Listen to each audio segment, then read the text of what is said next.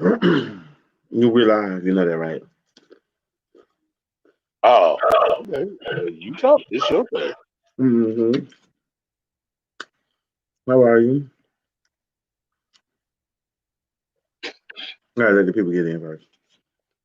This is another tea session with me, T, and Don Allen. Hmm. Well, like, Let me see this boiling fire. Okay, they came in. I don't know how this live is going to go, Don Allen, but see, mm,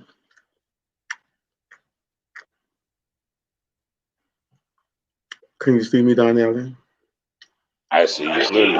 Mm, Why am I giving feedback? I don't know.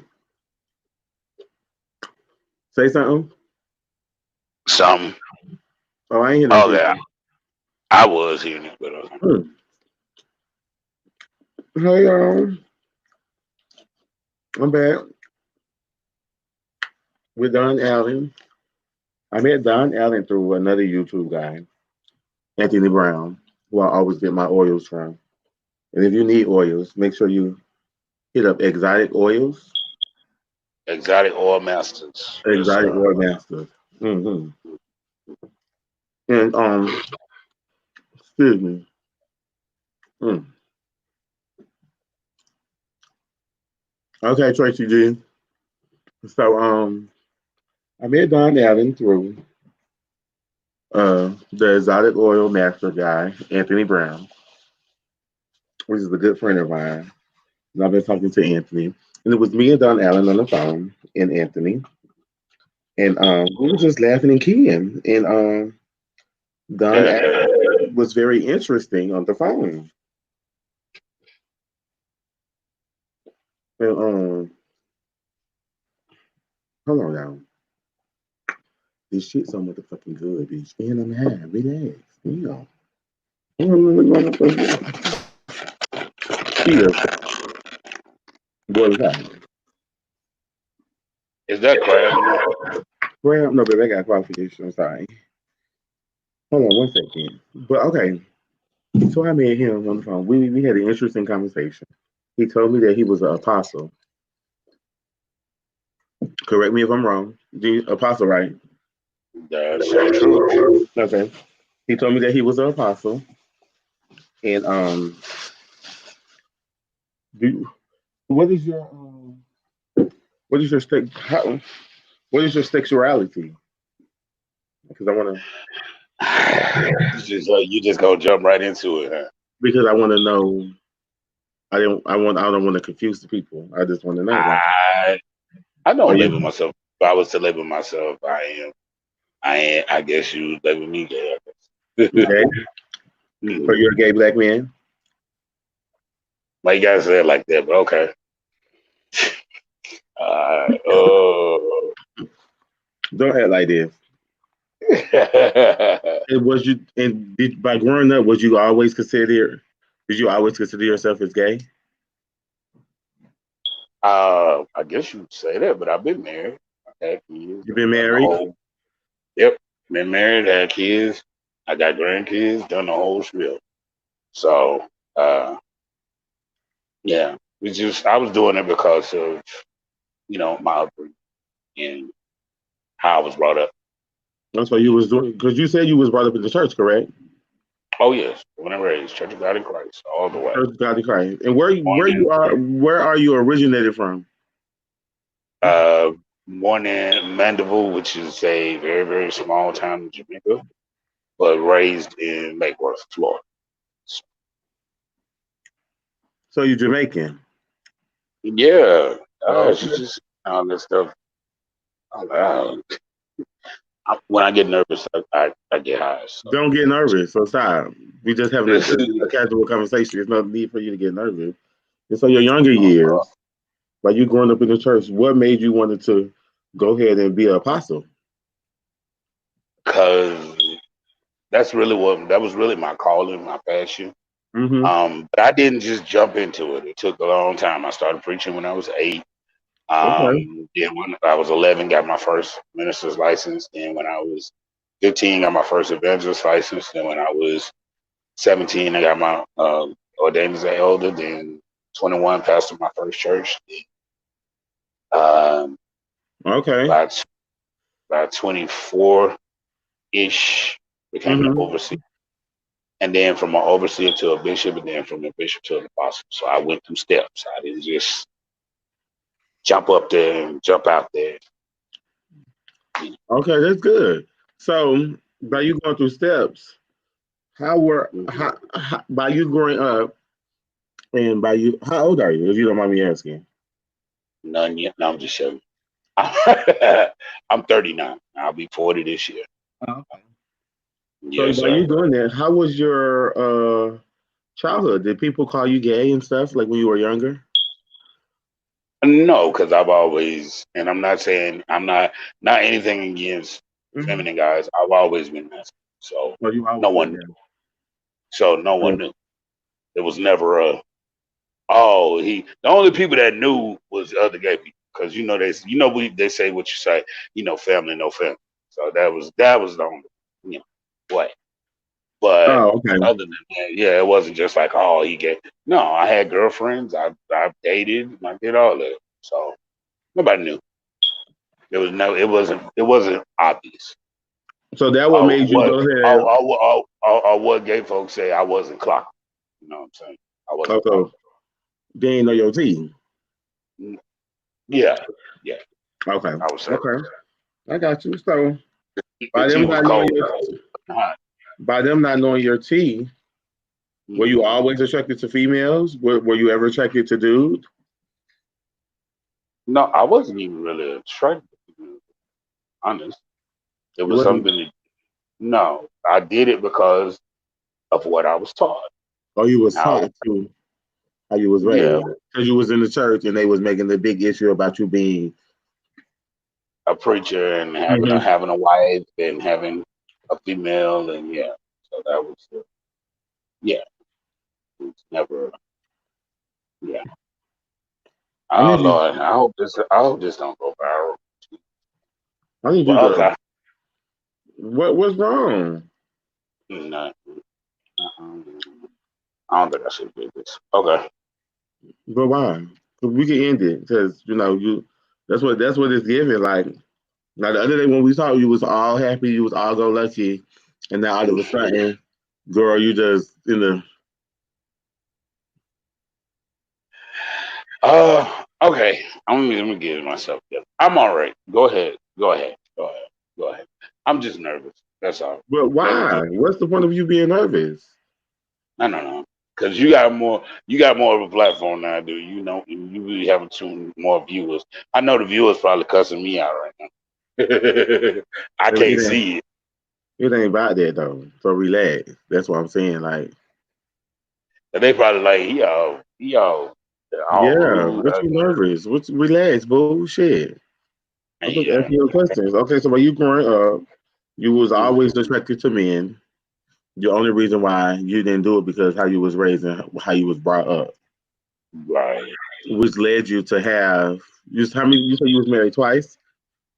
Yeah, I'm married twice, but I have two kids. One when I was my first one when I was 14. Okay. Uh, and then my next one when I was about 24. When you were Yeah, 20. 25. Yeah. So I have a So 25-year-old. I have a 16. okay. Yeah. So when you were 14, you were young. And at 14, did you know? I mean, at 14, did you know that you were, you know? Oh yeah. Okay. So how was that relationship going? How was it that wasn't a relationship? rela- It wasn't a relationship. It was more so I'm trying to basically sex the gay away because I Um, hated that part of me because of how I was raised. So so you hated that part of you because how you were raised. yeah. So I was just like, maybe if I have sex with this girl, my dumb self, no protection, just let me just go on and have sex. And you had a baby. And then how was that? Like, how was your parents? Like, what did they say about that? Oh man, I grew up in Kojic, so you already know. Having a baby at 14, I had to, and it was so stupid. I had to repent to the whole church. Like I didn't do it to the church. Why the hell I got to repent to the church? I had to repent to the whole church. I had to get up Mm-hmm. in front of the church. The girl I was with, she was going to the church, even though she was um, Puerto Rican and Italian, but she still started going to the church because of me. Mm-hmm. And so he had to get up and repent and tell the church she's sorry, and I had to tell the church I'm sorry. They revoked my license for a while. I was sat down for about 6 months. Um, yeah, it was a horror. My And, mom, oh my god, my mom lambasted me. She just tore into me. and all this happened at 14. On Damn. them, but a lot of people don't know. That's why I'm like, oh Lord, this one to get out No, there. baby, just Because explaining some your people, story. some people I even grew up did not know. So yeah, Well, they're because gonna I do, find out because I'm the today. type of person. I'm a very private person, so I don't tell everybody my business. I Mm-hmm. don't. I'm very very private. Well, the people not Um, judging you. The people not judging you. They just you don't have to answer to nobody but God. They writing in the comment. They say this seems like you're an amazing man. Okay, so uh, with your first wife, how did that go? terribly. Terribly. Why was Yeah. it terribly? Did you cheat on her? Well, no, Yeah. I never did. It was the other way around actually, Oh, she cheated on you. because I guess she could feel that it wasn't like love; it was just Mm-hmm. convenience. So she Mm-hmm. knew what to do. And she never said anything about it, but she, because if you make love to a woman and you just don't make love to her like you're totally into it, and you Mm-hmm. want to do this. The way we had sex was more like it Ugh. was like it was like like, can we hurry up and get this over And with what age did you before get before married? I throw up. Ugh. First one was at 19. A lot of people did not know this, so Mm-hmm. now everybody know. Uh, yeah. So because I was a preacher, and, Mm-hmm. had to look good, and you know how that goes. You want to do Just everything the right way. The right way. the, their So, right way. well, their way. So moving on here. And by this time, were you still going to like, school and stuff, like to become what you were becoming, an apostle? Oh yeah. Oh yeah. Most definitely. Most definitely. Most definitely. Oh, okay. Most definitely. So yeah, it was a journey. All Okay. of it was, but I always knew who I was. I always knew what I was. I always knew Mm-hmm. um how I was, but it took me a long time. To come I'm through 39 with it. now. Right. It took me a long time to how do I say it? Man, how do I always say it? I keep forgetting. Because What? you gotta excuse me. I I want to had talk to your mate because you sound boring to me. I need to interview your mate. I feel like your mate would give me more than what you're giving me right now, honey. well, you say I sound boring. What are you talking about? Because I need the rundown, girl. You acting all shy and shit, girl. No, I'm getting warmed up. Can you let me get warmed up, please? Okay. Oh, nigga. I mean, ooh, excuse me. No, that's fine. Get warmed up, daddy. I'm feeling it right now, baby. For real, bro. I'm getting warmed up. Let me get warmed up, bro. Let me get warmed up. Uh, I'm good now. I'm good now. I'm okay. okay now. Crank I up had to get now. all. I had to get cranked up. You know what I'm saying? So But you always knew what you know. yeah, most definitely. Okay. Yeah, but I had to learn how I say it all the time is I had to learn how to reconcile my faith with my sexuality. Okay. Hmm. Mm-hmm. Yeah, it was Because a I hard, see, long journey. I never had those type of problems when I was younger. I always flamboyant, so people Right. always made fun of me because I was flam. So I try to ask the people who wasn't flam, like like how was it is I mean how was it for you growing up? You know what I'm saying? Because you're way masculine. You know what I'm saying? So Right. you probably you picked up more. right. It was torture. I said like that because you got this thing about you that you just want to tell the truth. You want to Mm-hmm. be, want to, you know what I'm saying? You want to just, hey, you know what I'm saying? This is me. What's up? And then when you got a mom, especially, I'm not beating bashing my mom. My mom is wonderful. Mm-hmm. She was very homophobic. So when you Yeah. have a mother Wasn't used to all up that. Like that most black moms you are. have a mother growing up that all you hear her coming out her mouth is faggot and sissies and all them. Well, them faggots make me want to throw up, and them sissies make me want to vomit, and they gonna all burn in hell, and they So gonna that's why burn you in went hell. and got married, and that's why you went and did all the things because you didn't want to hear that from your mom. Yes, and that's what a lot of. Can I say this? And I ain't trying to expose people, and I'm not trying to put people out, but I know a lot of preachers who are yet still doing it Mm-hmm. because no darn well that they don't want nothing with a female. But Mm-hmm. because of the church and the pressures of life and society, Mm-hmm. are marrying females by the droves, marrying them. I know some that on their pages talking about the Lord delivered me, so now I'm married to a woman and da da da. And I know some of them, and then I hear from friends of mine, oh well, so and so was on Jack last week. So and Mm-hmm. so was on Grinder last week. I was like, yeah, but I thought he's married and he got delivered, and the Lord delivered him from that spirit. Why is he on Jack? Why is he on Grinder? Mm-hmm. Because he prematurely got married Mm-hmm. to make it You got married seem for the wrong reasons. right, to make it seem good. Yeah, to So do make it you have look any? good. Do you have any siblings? Do you have any brothers or sisters?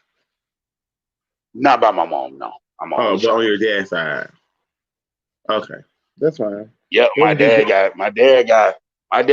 my dad is just like any other man. My dad spreaded his kids. seed. Yeah. Yeah, one of my sisters lives there in Atlanta where you are. Oh, okay. Um, I'm done here I now. have an older brother. I have an older brother who's 7 years older than me. Okay. But with my older brother, this is the crazy thing. My mom and dad were married for 10 years. Now you do the math. Mm-hmm. My older brother is 7 years older than me.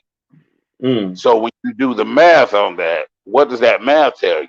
That math tells you that my mom and dad were married for 3 years and then my father cheated and had another child and my mom still stayed Mm. with him. My dad cheated and had another kid. So I have a brother that's 7 years older than me. Mm. And then I have a sister who is 3 years younger than me, and then I have another sister who's a year younger than me. And do you talk to him? No, No. no, because the number one thing is, and I think, and I hate to say this, but this is what I really, really feel. I feel that, um, I feel that there's some sort of resentment because of the fact of I'm the only one of my father's children with my dad's last name. My mom was married to my dad, and so yeah, So I feel a little resentment. Yeah. this is what you feel, but you don't know because you don't have a conversation with them. Yeah, I don't have a comp, so I don't know for sure, and I Right. don't know for real if that's really what the tea is. But you know what I'm saying? That's what I feel about the whole situation. I feel like they just, you know what I'm saying, because they don't talk to me. They talk to each other. They Mm-hmm. deal with each other. They even go and visit each other. They drive up and see each other. They have fun times with each other. They do a lot of stuff. They be having taking pictures together. When my dad's birthday is, they celebrate his birthday.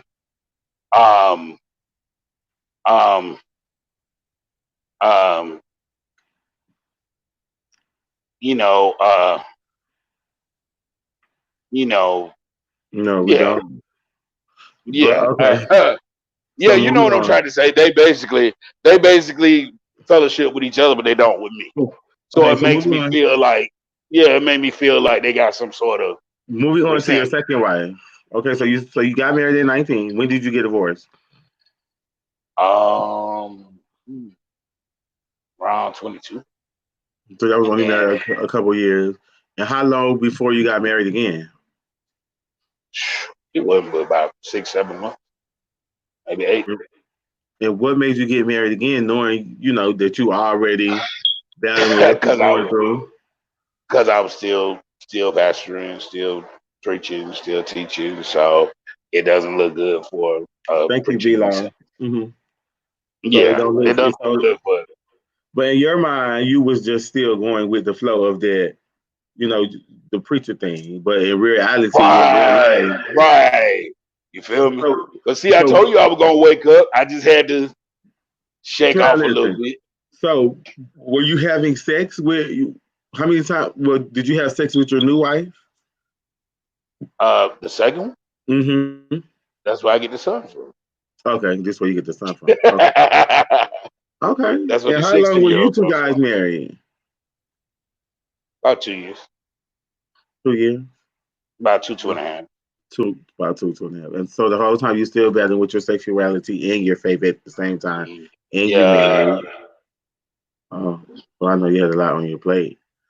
man, people don't understand. People get mad at DL men, and I'm not saying that I'm advocating for DL men. I'm not saying that it's Mm-hmm. okay because it's not. Because you're not just hurting yourself, you're hurting other people. But Mm-hmm. people get mad at DL men, but they don't understand what we have to deal with because we have so much on our plate that we can't come out.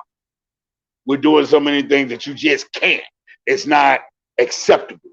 It's not feasible. Because if you No. do, because if you do, then comes all the backlash. You lose everything. You lose friends. You lose family. You lose church. You lose you be Let me explain thinking something. it's Go more ahead. to lose than it is to gain. No. That's really what you think. No, I'm The saying that's the problem. mindset you be in. I'm But saying let me I'm no tell you. longer in that mindset, but I'm that's gonna tell the you why mindset that's you not the be mindset. I'm gonna tell you why that's not the mindset. Why it's not the mindset because at the end of the day, you have to have the balls to live in your truth. Most people don't have the balls to live in their truth, and by them not having the balls to live in their truth, they fuck up other people's relationships and they fuck up other people's lives because some people have the balls to live in their truth. Like I explained to you earlier, I've been doing this since I was about 3 or 4 years old. You get what I'm Oh, saying? I saw one of the questions. Was I messing with guys while I was married to the women? No, not at all. Because my thing is, I believe in those marriage vows. Whether I was lying or not, to me, I take marriage very serious. So Okay. when I was married, I did not mess with guys, not at all. I didn't have my first encounter with them until I was 25, going on 26. So no, I did not. But like I was saying, y'all fuck up people's lives because y'all are cowards to just live in y'all truth. I feel like some y'all just gotta understand and accept it. Like y'all just gotta. It is what it is. Sometimes y'all get listen. Sometimes y'all get wrapped up into Right. living your life for everybody else. Sometimes you hurt yourself because you keep doing shit that you know that's not you. You get what I'm saying? So And people don't. And people, I'm sorry, I didn't mean to cut you off. no, go ahead. And people don't realize that's doing that. They don't realize also you're hurting yourself because what I did not realize all those years of living that lie, all Mm-hmm. those years heaped upon me stress, health problems. I had a heart attack at the age of 24. You know what I'm saying? Like all those things you heap upon yourself because you lying, you hiding, you going here, you And you're going going there, to you church. going. Yeah, you meeting like I lived in Palm Beach, but I would go meet when I after I got divorced from my now this is after I got divorced from my second wife. You live in Palm Beach, you go meet dudes down in Fort Lauderdale, Miami. You get on the Miami chat line and you go down to Miami and meet if you live in Palm Beach because you don't want nobody to know in Also, you Palm was a Beach. chat line. Also, you was a chat line boy. When I first, yeah, because I didn't want nobody to I wanted to hide everything, so I didn't want nobody to know. And what was Uh-huh. crazy was I'm thinking I'm hiding, but some of the same people in the church that I think I'm hiding from, Mm. okay, was on that same chat line. And some of the people that I didn't realize I was looking at while I was at church saying, Mm-hmm. yeah, he look kind of scrumptious right there. You know what I'm saying? I look kind of, look kind of good right there. was the one that I met up on the line, and they preachers just like me. So it was like, oh, I'm sitting up here hiding and ducking and dodging, but these Mm-hmm. same people are hiding and ducking and dodging, and I'm like, man, there's got to be a better way. And Mm. so, it's stressful. Being on the down low is stressful. Hiding and ducking and dodging is stressful. It is. I advise no, don't do it. Like just come to your truth, even if it costs you everything. It cost me a lot because at one time I ain't even gonna lie, I had a fellowship where I And, oversaw. yeah, go ahead. I'm now you done made me. I'm getting moist over here because at first I was dry. I was being real. I was dry. Like what happened? Now I I'm told getting you I would moist. heat up. I Go told you I would ahead. heat up. Go So ahead. Keep here it going. is. I had at one time I had 100 churches. 100. I was the apostle of 100 churches. The big fellowship, bunch of folks having conventions and all this other stuff. But one day I just woke up and I heard the voice of the Lord saying, "Why are you lying to the people that you cover, that are your sheep? Mm. Tell the truth." And I'm like, Lord, no, because if I do, I'm gonna lose everything and everybody. Everybody gonna walk away from me. Go ahead. Everybody gonna leave me. Come on Everybody's now. going, and I knew this was gonna happen. So I said, let's have this big meeting. I said it was just gonna be a meeting. We're gonna meet in Louisiana, which is like the middle point. We're gonna all meet in Louisiana. I told everybody, bring your licenses, bring your papers that I've given you. And they didn't. They were like, "What? You trying to get rid of our life?" No, that wasn't what it is. The plan was once I tell this truth, if you don't like it and you want to leave, you can leave your paperwork that I gave you because my thing is if you don't want to be up under me, you don't want my paperwork either. Right. I know that sounds kind of mean and shady, but you know what I'm Mm. saying? Like if you don't want to be up under me, you don't want my paperwork because Right. it takes time for me to get this stuff printed. It takes time for me Mm-hmm. to get this stuff done. Just getting And my I shit stood ready. up. And when Right. you stood So up there to was a the what table age for was business. this? Um, I'm 39 now, so this You said was after your second wife. right. No, this was skipped ahead, skipped way ahead. Oh, okay. Because I didn't become an apostle till I was 29. Oh, okay. So this is like 32. Okay. Yeah, Okay. 33. Yeah, yeah, yeah. So once I just said, you know what, bump it. I'm gonna tell my folks the truth because ain't no use in sitting up here calling myself shepherding these people, And but you're I'm lying lying to to these these people. people. And you're Right. lying to because yourself. because I believe God would punish me more Right. for lying because the Bible even tells us, I'm not trying to get all spiritual, but the Come on Bible now. even tells us that they that worship him must worship him in spirit and in what? Truth. So there's got to be some truth to what you're doing. You can't sit up here and say I'm worshiping God, but I'm worshiping God in a lie, which so many of us are doing. So many LGBTQ people are doing.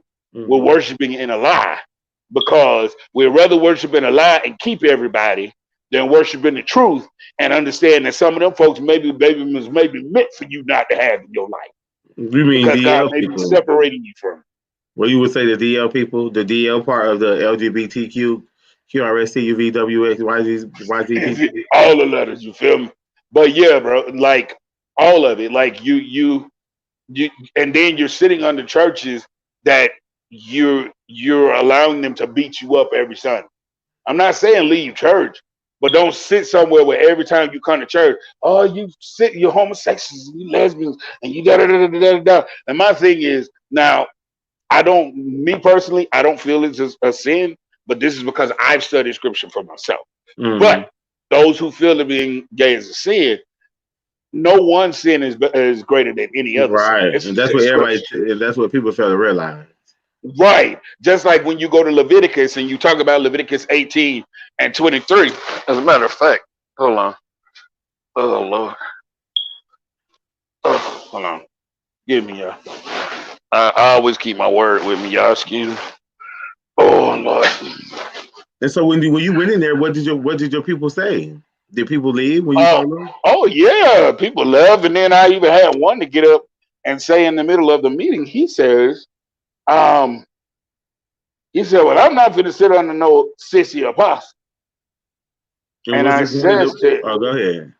and I said to him basically, I gave him the riot act because what I said to him was, okay, but was I assisted when I helped get your son out of jail? Was I assisted when I helped pay your church mortgage? Was I assisted when I prayed your helped pray your grandmother through when she was on her deathbed? You had me to Mm, come and pray her through. I must have been assisted in too.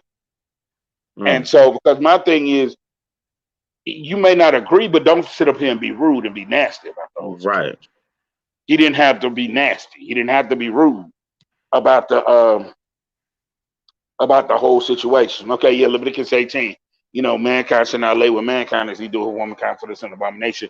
Okay, yes, it says that, but then in Leviticus goes on to say that you shouldn't eat shellfish. Leviticus goes on to say that you shouldn't mix fabrics. Leviticus goes on to say that if Mm, you if a woman has her period, she shouldn't lay in the same bed as her husband. It goes on to say that if that if you have eyeglasses, you shouldn't be on the altar of God because you shouldn't have any eye defect.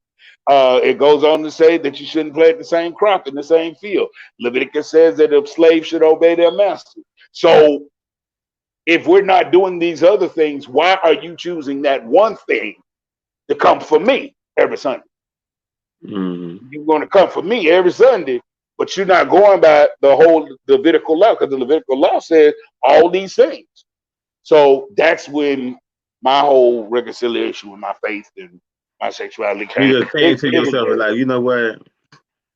God loves Right. me. Right. God knew me from the time he brought me into this world. He knew who Mm-hmm. I was gonna be before I came out. He knew what I was gonna be. He knew who I was gonna love.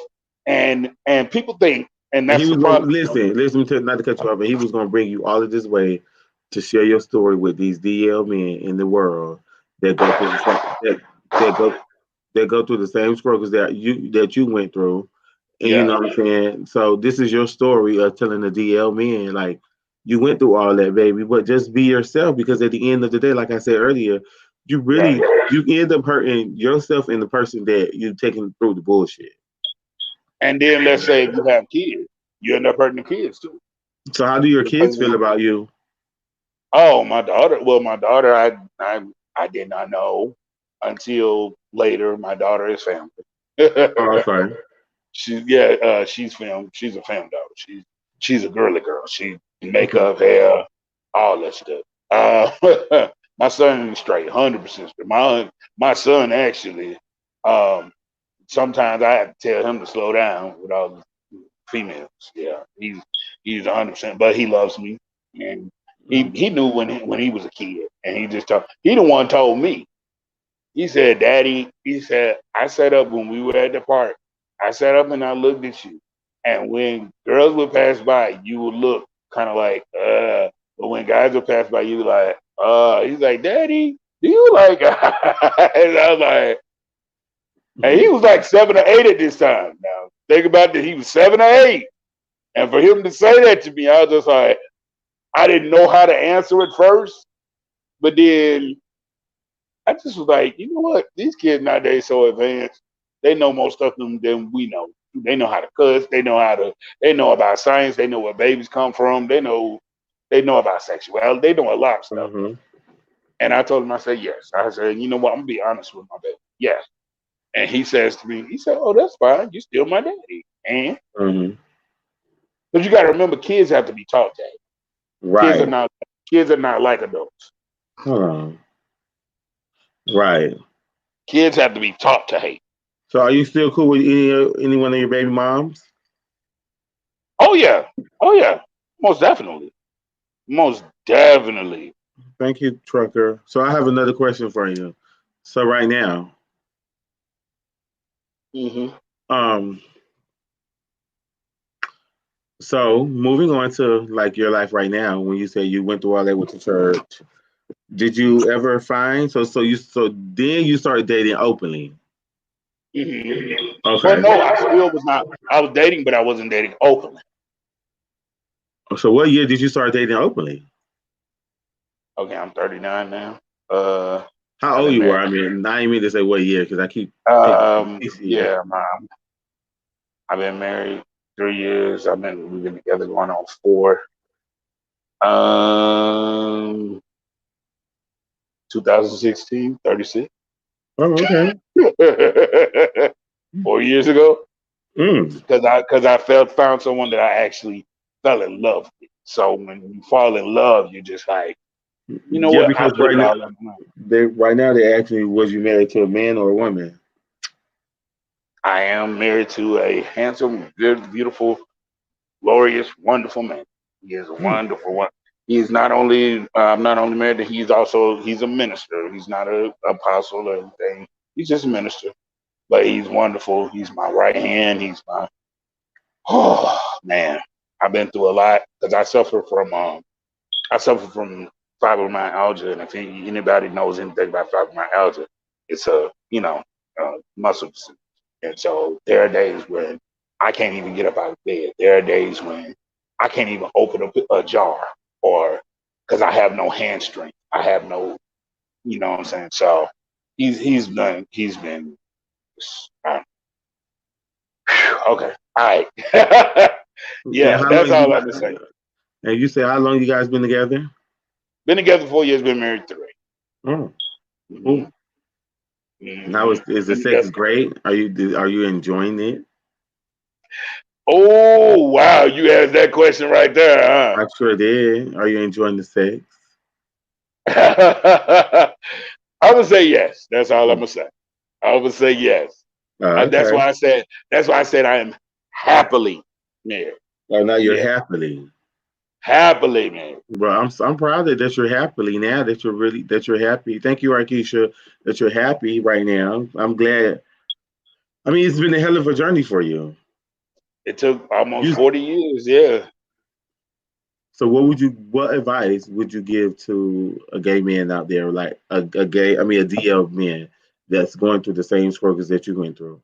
Because we're gonna, because I'm a backtrack a little bit about those pastors that you was meeting on the chat line and get in the tea. Oh yeah. Oh, we're gonna get into the good stuff. We just getting the preliminaries out the way. Cause Yeah, I'm on here for however long you need me on. right. I'm good. So Um. what would you tell a down low man like yourself that's going through the same similarities that you're going through right now, and that wants to come out but so scared to come out? That's young though, not don't wait till this late because you got all the DL type of men. You got them Oh 20, yeah. so You got the trade. Yeah. You got all of them. Yeah. What I would say is, you would be better off doing it now and relieving. Yeah, you may lose some friends, you may lose some family, but I'm telling you, it'll take a whole lot off of you, and it'll take a whole lot off your plate. It'll take a whole lot off of your stress level. It'll hmm take a hiding and creeping and tipping, and that stuff is stressful. It's stressful, and it can kill you. I'm telling you hmm from experience. That heart attack almost took me out of here at 24 now, 24 years old.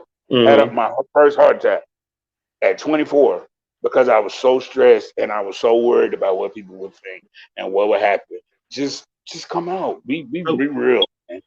so at 24, why didn't you just come out at 24? Uh, you said why didn't I just come out? Why did you just come out at 24? Why did you wait so long till like 36? You were still hurting yourself. I did, and I because I didn't realize I would. Because I'm like, someone asked earlier, because I'm looking at the comments. Someone asked earlier, do I resent my mother? No, I don't resent my mother, but that was one of my main holdbacks because I did not want to disappoint my mother because I love my mother so much. But listen But to she me. so Okay. But but you she so the way that when you were younger and the way that you heard her say these things to you, you were like, I could never, ever, ever, ever, ever tell her because you used to hear the stuff that she used to say. And I was going through the same thing when I was younger. But I felt like it would kill me. so I got another question. Were you molested or anything like that? No. Yes, but not by a male. It was by a female. Mhm. See, very interesting. It's very interesting. So Mhm. I went through Because the she felt like if she um gave me sex or tried to sex me, that I would, because she knew, because I told her hmm what I liked, but I was like, I could never tell anybody.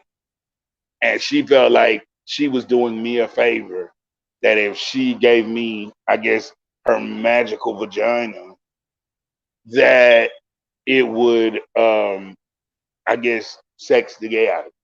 And how That's what old she you said. were? And how old are you? I mean, how old were you when this happened? From the age of 9 till about 10. No, so just like a year. Yeah, yeah, but it was enough. It was an, it was.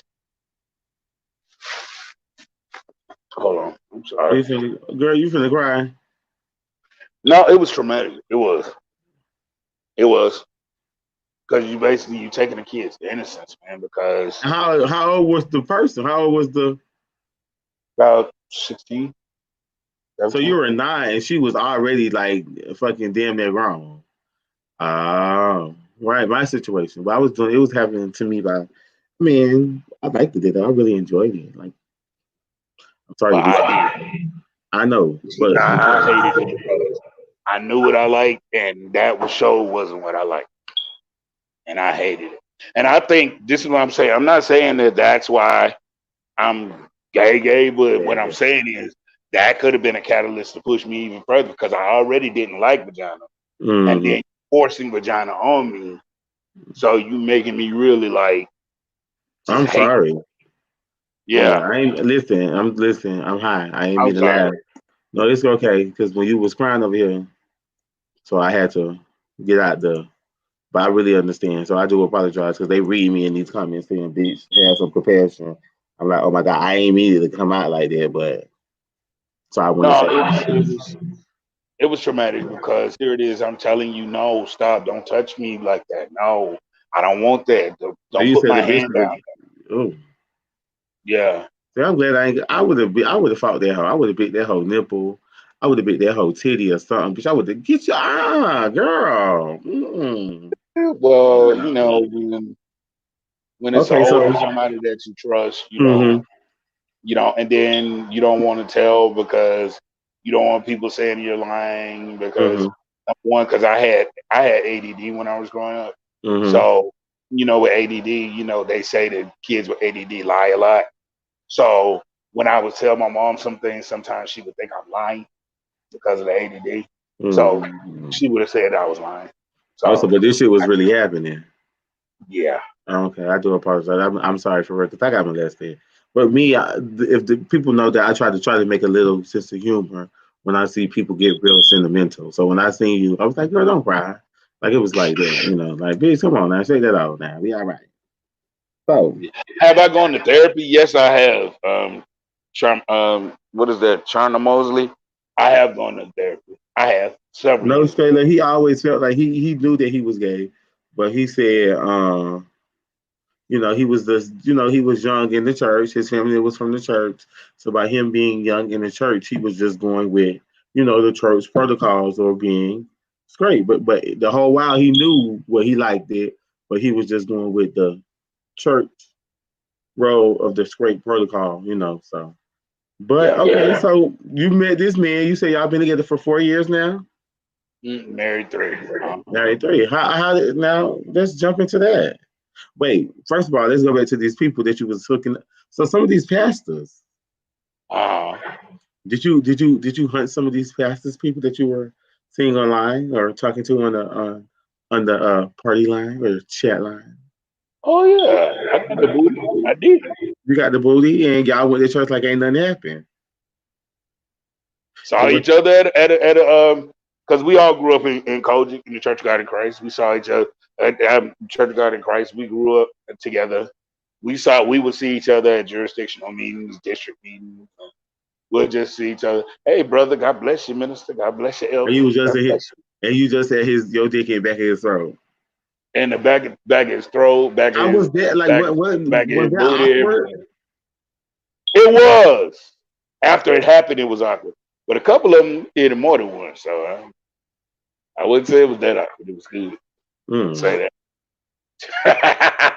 And that. you enjoyed it because you was like, Mm, mm, mm. and we gonna go Good. to church, and we gonna go to church tomorrow, and we gonna praise the Lord. and act like we don't know each other outside of church. That's it. Act like we don't know each other outside of. Maybe y'all DL men, where y'all you used to be DL men, or were you ex DL men? You were something else back in your day, I've been child. delivered. Also, you was delivered I was delivered from that DL lifestyle. People don't from. understand that's a lifestyle. That Mm. is. It's a lifestyle and a way of living. It's a hazardous way of living. So, when you were younger, did your friends pick on other flaming gays? Like, Yeah, and I used to join in to I would have keep up the fought you. rules. I would have fought your big ass. I don't give a fuck. You would have to show me what Oh, you I know. wasn't big back then. I haven't Oh, always been. the I was big, actually smaller than you at one listen, big, small, little, tall, whatever. You would have had to fight. I would have fought you. But see, I would have looked at time. you, and you probably would have did something. And I was like, girl, look at our sister.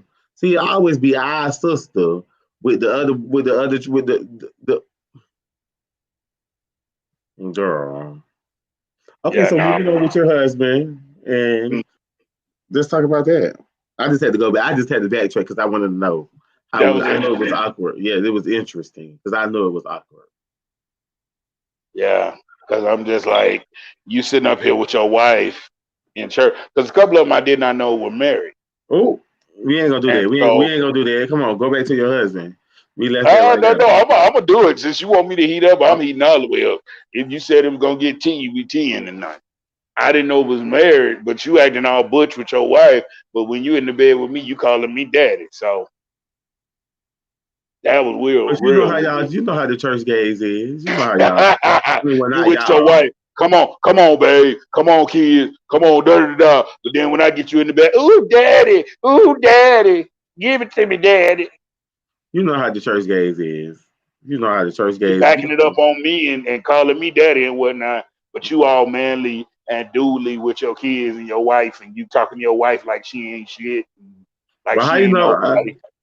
How you know she was real? You know she could have been a trend. She, you know, she probably gave you that illusion that she was real. She probably could have been a trend. Mm-mm. You don't know. Nah, I You, know some of these women. I grew up with some of those women, but I didn't know oh, they had got married because I hadn't seen them in a long time. okay. But So I moving grew on. up with them. I grew up with some of those women. So moving on to your husband. Hmm How y'all say you been married for 3, but y'all been knowing each other for 4, Yeah. right? hmm So how was that? We actually met online. Y'all met online. So Hmm I'm thinking about starting this online dating thing on my page, like on the Wednesday night, like about 10ish, and like we'll have people send their emails and we'll screen their emails, and then Wednesday we'll go live, and we'll have y'all introduce each other, so just to see how it Yeah. goes. But yeah, Okay. that would be good. You can help folks like because people don't understand. You can't even though it was a website that's predicated for Sex. sex, but we met and actually he approached me and so he sent me a message, hey, sexy. And I'm just like, how do you know I'm sexy? My picture's not open, da da. And then I sent him a picture. He was like, oh, just what I said. Oh, Because because he's what you call, I guess you would call him a chub chaser. Because I'm a big guy. You can see that. I mean, it's a lot of me. I'm big and handsome as heck. I just say it like that. I love me. okay. So, we started talking. Our first conversation was 6 hours long. 6 hours. I'm gonna bring my Six friend hours. Siobhan in here because Siobhan gonna come here and ask you a couple questions. This is my good auntie All right, Siobhan. Siobhan. That's Siobhan. fine. Come on in. Come All right. on in the room. Okay, but go ahead. Finish telling your story. Yeah. So we met. We started talking. He was back in Florida because we're both from Florida. He was back in Florida, but I was here in Texas. We kept talking. We dated long distance for a good little while, and Mm. then I dared him. I said, "I bet you won't." Wait, what would you say to somebody out there that's scared of long distance relationship that really want to try long distance, but it's like kind of iffy? Explain. The key to a long distance relationship is communication. Skype as much as possible, video chat as much as possible, talk on the phone as much as possible. If you got to figure out each other's work schedules and be like, okay, so visit each other at least every 2 months, a month, or every 2 months, visit each. You come here this after this 2 months, or I'll come there after this 2 months. And it happened and kept happening. And then in October 2016, I dared him. I said, I bet you won't get a ticket and come see me and come here to Dallas. And next thing I know, he hung up the phone. And about 30 minutes to an hour later, I get a copied email that he'd bought a Greyhound ticket and he'll be here at such and such a date. I'm like, oh, okay. And he came and he never went back. And then February of 2017, we got married. So, it was beautiful. It was. You know what somebody asked earlier, and I'm gonna go on and answer that question. Somebody asked, "Do I still preach?" Yes, I do, because like I said earlier, I have reconciled my faith, my sexuality. I don't care how other people feel, how people feel about it. I know that the Lord still uses me, because if the Bible, He can use a donkey, He can use me, and so that's how I feel. And so, yes, I still preach. I still preach. I still minister. I still do what I do. That's it. Okay, so Hey, that's Savon. Hey, how are you? Well, that's his I'm Don. good. Hey, Donald, I am enjoying this show. Thank you. Oh, Sir. really? Because I finally heated up, huh? Yeah. You gotta warm up. You've lived a life in the private for so long. It's not always easy. You've only been, I would think, from what we're hearing, 4 years is you've been living in your truth, right? Right. And I'm proud of him because, like I said, like more people need to hear stories like this because we still have the same type of men that you were. They're still out here in the world. And I'm like, when you BDL, you hurt yourself, but you hurt the other people. Well, you hurt yourself more, and then you hurt us even more because you lie. You live in this double life, like just. And then sometimes you bash the people that's just so in their, just so living in their truth. And then when you get with the other people that you so called like, bitch, you over there saying, look at the faggot, but bitch, guess what? You were faggot too as well. Can I say this? Because that's how it was in high school with me, Chichi. And so it was dudes that I thought was so sexy. But because of the fact that they were, what we call punks, since they were flamboyant, because I'm just be honest, I'm 100% top, 150%. I like butt. And they had nice shapes with nice butts. And I'll be sitting there looking, but because my friends are with me and my homeboy is hanging, oh, look at that faggot, man. Look at that sis, old punk. Look at that old punk ass. Look at him. Switching down, switching up and down. Yeah, but the whole time I'm like, it's over to cuss you out. But that's what happens when you live that sort of life. Yeah. You have some questions for me, Savon? I do. So, we're not even gonna talk about that high school situation because, honey, I have something to say about the ones who started that, who look at that faggot first. Because in my experience, they were the globe trotters running to my motherfucking mentions in high school. Yeah. And sometimes they do that to see if they have some followers they can confide in. A lot of the DL dudes will do that. Now that you're living in your truth and you're still pastoring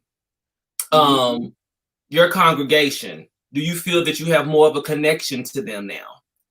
Well, right now at this current time, I don't have a actual physical congregation, but I have, I do virtual Bible study. I do virtual service. I'm what they call, I'm no longer, I don't even call myself a Christian anymore because I don't like what Christendom has become. It's become this hateful, ungodly thing that is not like Christ-like. Nope. Because if you follow Yeshua the Christ, Yeshua speaks of love. Yeshua speaks of loving everyone. Yeshua speaks of, so I am a follower of Yeshua the Christ. I'm not a Christian. I'm a follower of Christ. And I'm also what they call a Hebrew Pentecostal. So meaning I celebrate the Saturday Sabbath, which we all should do. But I'm not going to get into that message. And so my services that I have virtually on Facebook are on Saturdays, Saturday afternoons. Um, and I'm in a worldwide pulpit, but I still have some spiritual sons and daughters Yep. here and there that are still under me, that still call me father, call me dad. You know what I'm saying? So but I feel it connects me more because my thing is I feel like if when we were growing up, Savon, because I'm pretty sure you're around my age. When we were growing up, we didn't Oh, have I'm wait. 43. How old are you? you how 43. okay, yeah, you're only 4 years older. Oh well, 3 years old because I'll be 40 this year. So growing up, so we're around the same age. No, So except for Chichi, the only baby. I ain't no So baby. growing up, I'm a grown ass lady. oh, Right. grown ass lady. all Okay. right, we'll give you that. But growing up at our time, we didn't have affirming churches. We didn't have churches with openly gay pastors. We didn't have churches where gay folks could come and feel welcome, where the prostitute can feel welcome, where the drug dealer can feel welcome. Because every time you went in Well, church, you felt degraded. You felt like you were hated. You didn't feel love. And they would always say, "Oh, we love you." With the love, and that famous line that church folk always say, love the sinner, but hate the sin. but So you know my what? thing is, From what I understand, from my experience, the churches love the drug dealers before they love the girls, the gays, honey. oh yes, The drug dealers will come in there, and when they pour into that building fund, yeah, they 10% yeah, was a whole lot more. You that know what I'm that saying? building fund that you've been had for about 30 years and still ain't built And the it ain't even building. Yeah, no that new one. knobs on the door.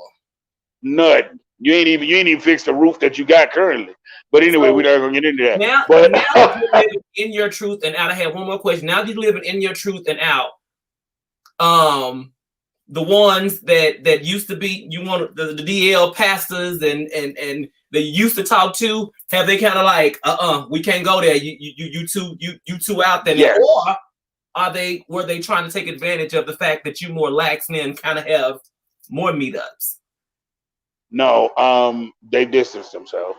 Oh yes, most definitely. They're still living a lie. They still have wives and kids and are very unhappy. And you could even see it in some of their pictures. You take they take pictures and they just like they wife over there just and they That's because like help me, help what me. what happiness look like with them, because when y'all licking and lapping and doing all of each other, honey, they just get in, just ooh, daddy, and they didn't real selves. So what it looks like for them to be And the reason why the wife over there is probably because she already know what's going on. She got her side piece. Just helping her keep her ass. 9 times out of 10 they do. A lot of times they're in love with the look, the facade. She's first And lady. the power. And the She's power she gets to in see. the church, this, that, and the other. They probably ain't touched each other since they had that child 15 years ago, but she's gone, live, she's getting it. She's driving the nice car. Savon, can I say this? Like you let me put on those points. She's driving a nice car. She has a nice house. She has insurance. Mm-hmm. The churches, because the church is paying their insurance. Mm-hmm. She got insurance on all the kids, all 3 of the kids. She got insurance. They live in a nice house. She's driving a nice car. She gets to sit on that front row with the perch, with a nice hat on, and the nice dress that he just bought her last week. And because of the fact that he is gay, he's the one that picked her clothes out because he knows what looks good, dressing her from head to toe. A lot of times they know, they just don't care. Is this green? We talking about Greenleaf? Oh, my bad. Wrong show. My bad. Okay. You know what? I never like it. That's it. So one last question, and then you can break some other people in. I know you said that you and your baby mamas, y'all are fine, but when you told them about your truth, what was that discussion like? What was it like? Oh, now it makes sense.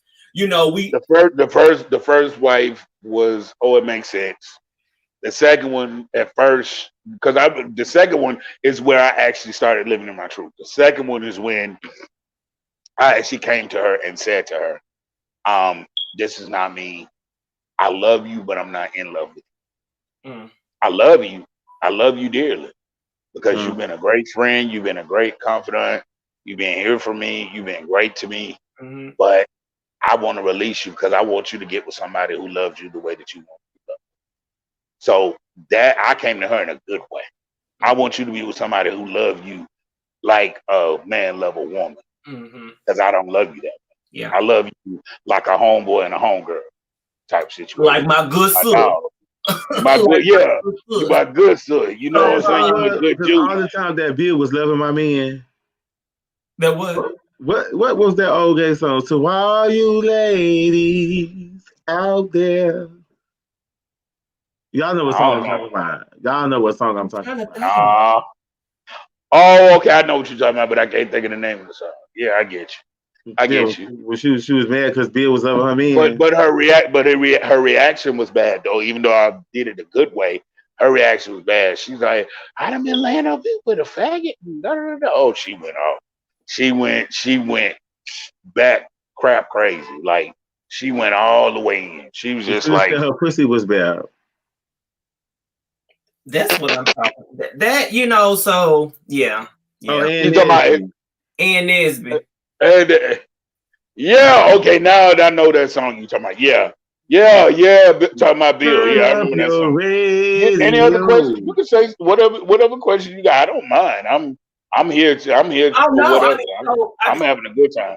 I'm good with it. I like to stay respectful, but Chi Chi takes you there. So you already know when you come to Chi Chi show, everything. Yeah. He lifting just from our conversation between them booty cheeks everywhere. So we haven't gone there yet. I'm ready to go there. I'm waiting on him. I've been waiting on him to go there. Congratulations on your 4-year relationship. Congratulations on marriage. And all that. Dig a little deeper. Do you feel it seems like this is the first authentic relationship since you? Well, actually, it seems like it is the relationship that probably. I don't know.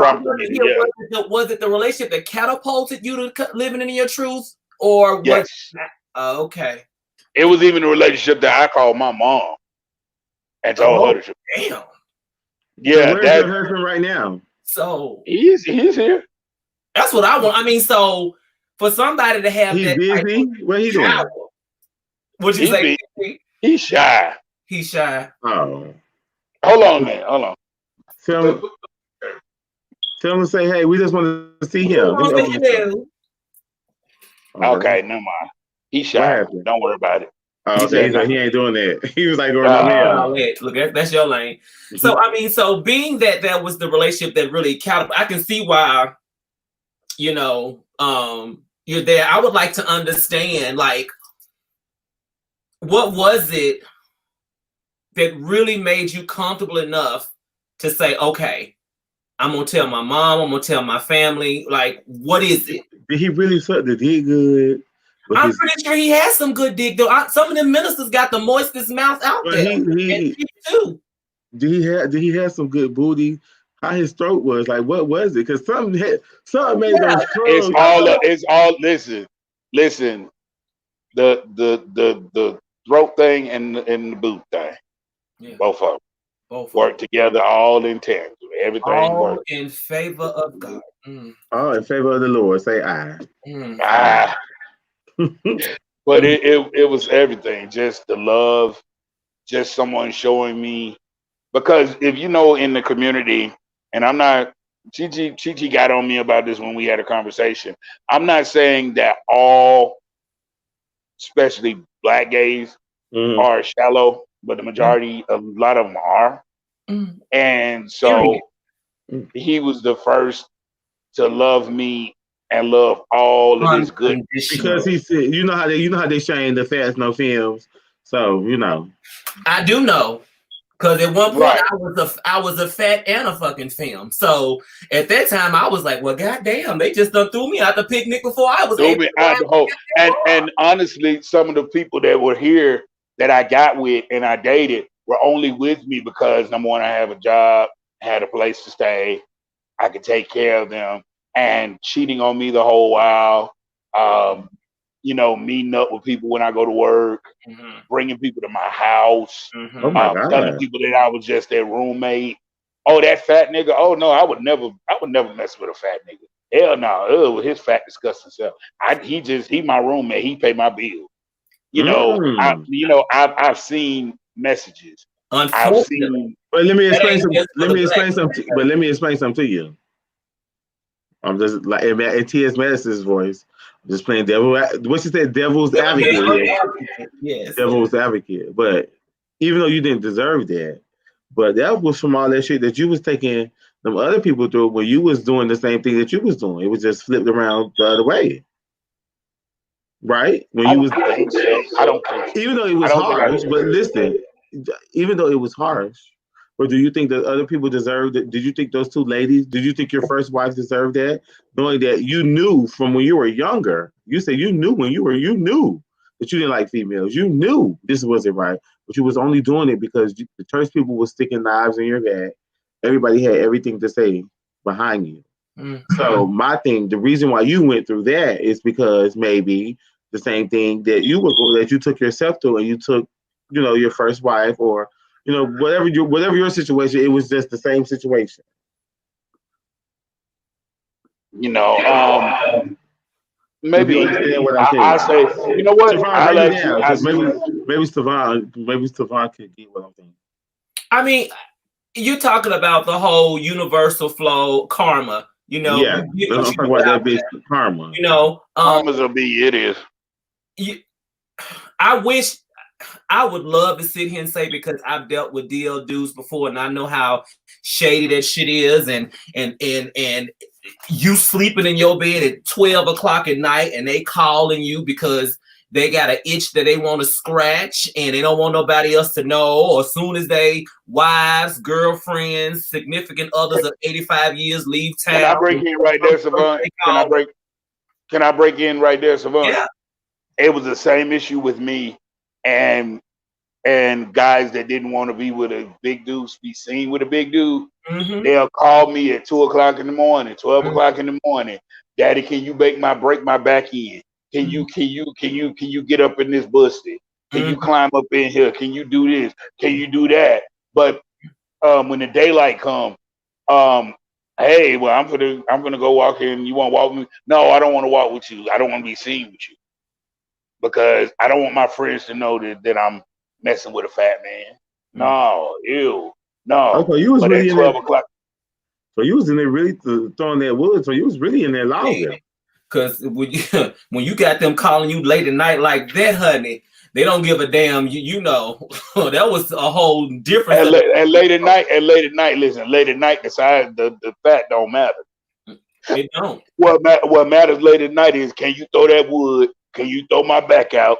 Can you make me scream? And that's all that matters at late in the And midnight out. And can I that's why sit they on were your calling me face? that time of night. Right. Because they was just wondering, can you throw that wood? And that's all I want to know. So now But I one see guy why even, it took. You met somebody genuine, authentic, and went the extra yeah, mile. And because I even met somebody online who told me, because they had a reputation going around about me in my city. The reputation was, he's fat, he's desperate, he ain't got nobody. Oh my Get god. with him, he'll take care of you. And the guy got to know me and we talked. And you know what he said to me? He said, I can't do that to you. He said, because you're such a good person. He said, your spirit is just so clean. He said, I can't do that to you. He said, because I feel like God will get me for some strange reason if I do that to you. He said, I'm not attracted. I'm just going to be honest. I'm not. I don't like you like that. He's like, I was going to try to get with you, get you some back money into out of it. you, get some stuff out of you, because that was the rumor going around. Just tell him you like big boys, lie, da da da Girl, da. won't they do it? Do what you need to do to get them coins out of him, Mm. and then I was one of yeah. those girls that did that. I'm sorry, but moving on. It's not about me right now. Oh, you was one of What? them. What? You was one Richie, of what's them. gonna be Them your karma? b-holes. Huh? What's gonna be your karma for So using that's that why, like that? bitch. That's why I ain't got no man right now. I think that's my karma. I don't know. Okay. But another thing he gave me when he came, when we got together, he helped me to see me, and he gave me what he called uh, truth. Basically, he gave me truth about myself, because honestly, because of the fact that people had torn me down so much, and made me feel so bad. I had developed a cockiness about myself. I had developed a meanness. I had developed because I was, so I was like, oh, you better respect me. Do you know who I am? Blah, blah, especially in church because so many church folk had just treated me so bad. They didn't even know about my sexuality, but they just treated me bad because I wasn't in their clique and I wasn't one of their people. So I used to be like, I'm an apostle. Do you know who I am? So I was cocky. And when he came, he gave me a reality check.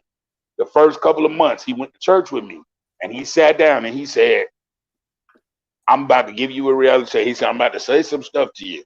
You might be mad at me and you may not talk to me for days. You may want to cry. You may want to da-da-da, but you need to humble yourself. You needed this, needed that. He said, this is why people act like this with you. This is why people don't like you. This is why people, it's not because they all ganging up on you. It's because you have a nasty attitude. But I developed that out of a, you know what I'm saying? As a mechanism. You developed it because you got all those years of living a lie, trying to please everybody. So you got resentment for them and yourself. And then when you come out into the community, you got a whole bunch of hoes when you come in. Excuse my French. A whole bunch of hoes when you come in the community who's treating you like shit, who's not valuing you. So you, at that point, you get it all the way around. So I can understand why you will have a fuck you attitude and I'm better than you bitch attitude because of the fact that no matter what you did at that point, you felt like you were the victim and your defenses were up. Absolutely. I get it. However, I'm glad that he told you that. And I would like to know from your words. Yeah. I would like to know from your words, like, did he ever express you what his life was like? Because there's something about you that completed him. I feel like he was in a situation where he could appreciate, because he's able to appreciate who you are today. And in order to be there and appreciate who you are today, you got a story too. He do it. He had a story, and he shared his story with me, and I was just like, wow, we didn't realize that we went through some of the same things. Because even though he's slim, he's been with people that have used and abused them and used them for money, used them for this, that. So we were some of the same exact stuff. He's like, oh no, it don't just happen to big people. It happens to skinny people too. But it happened to him. Exactly. It happened to him. And it's just like, dang, we went through some of the same similar stuff. And it's like we completed each other on certain areas. And it's just like, okay, where I'm lacking, he's like, at one point, I was gullible. At one point, especially for church folk, I was gullible. Anybody asked me to do anything, anybody asked me to do anything, he came through, he put that good pussy on you, put that good head on you, told you, bitch, you ain't finna be doing all that. Bitch, what the fuck you got going on? I ain't gonna let nobody use you. Right. And then it's like things I didn't see, he saw. Right. Things that he didn't see, I saw. But it's more so things I didn't see, he saw. And so not only that, I just can't be sitting here with this damn stain on my shirt. Sorry. Oh, that's right. That's fine. And then on top of that, it's just the whole thing of it's not that he gave me my confidence, but I got my confidence back because of him. Because at one time, even in my own house, I used to walk around with a t-shirt on in my own house. And he told me one day, he's just like, take that t-shirt off. Why are you wearing a t-shirt in your house? This is where you live. Because it's your shit. Because at one time because people have made me feel so, even the ones I used to have sex with made me keep on a t-shirt because they didn't want to see my belly, but they wanted the Donallen, but they didn't want to see my belly. But he even told me, hey, take your shirt off. You look sexy without your shirt on. You look good. I like sexy without your shirt off. I mean, all of that is gorgeous to me. You know what I'm saying? Every lump, every hump is beautiful to me. He called this his playground. It's good for him. So my confidence came back. I stopped being so gullible to people because he would get upset with me because I was letting people get upset. I would let so-called friends use me, so-called church friends use me, and he's just like, you know what I'm saying? I was letting my mom run over me, and I was letting she was talking to me in a kind of way. And that's you know, there's something about when you have certain people who are pastors. If you are let me just say this, and I don't want to offend nobody, but if you're not one of them pastors in it for the money, That's a trait that most of them have. They are usually used and abused by many because of the fact Right. they're coming to the situation from a true place of love, so they want to help them. They Yes. feel like no is a bad word. No is an answer. And sometimes you have to stop people from being from preying on the fact that you want to be there for them. You know what I'm saying? So I get it. I get it. And I'm glad he was able to pour into your life and that you can see that. But all of that started from you trying to please mom, who was the person in your life that held the most power. That's why you went DL for so many years, because of the shit that Right. she did. All those years, kids listen to everything that you say. That you say, yes. And they Thank take you, it hard. Shayla. So all of that, you know what I'm saying? Is she still alive? Is she still with us today? Oh yeah, but yeah, it took her 4 years, but she's finally coming around slowly but surely. But Okay. I'm not too, how would I say, gung ho on it, because Yeah. she flip flops. Yeah. So, at And first listen, when I and let first me explain something to you, not to cut you off. And listen, and I told this to you the other day. Sometimes, and Siobhan would say when I say this, sometimes, baby, you got to say, fuck them and live for you. Because like I said, at the end of the day, you hurting yourself. Yeah, that's your mama. You love your mama. We gonna always love our mama. Boys and the gay people love their mom the most. You get what I'm saying? We don't really know our dad, but we love our mom because at the end of the day, that's all we know is our mom. So right, sometimes you have to just say, baby, mama, I love you, but girl, and it's no shade. Like you don't hate her. And you got to away from her, and you got to go ahead and do your thing for you, because at the end of the day, Don Allen, she doing what she doing for her. Yep. well, and what happened was, now, at first, when I came out the 2 days after I got married. I called her and I said, Mom, all that lying that I did, because she knew I was gay, because this is what happened. Let me backtrack real quick. Back when I was about 26 or so, I started going to the gay clubs because, going straight up trade mode, you know what I'm saying? Mm. Black shirt, black tee, Mm.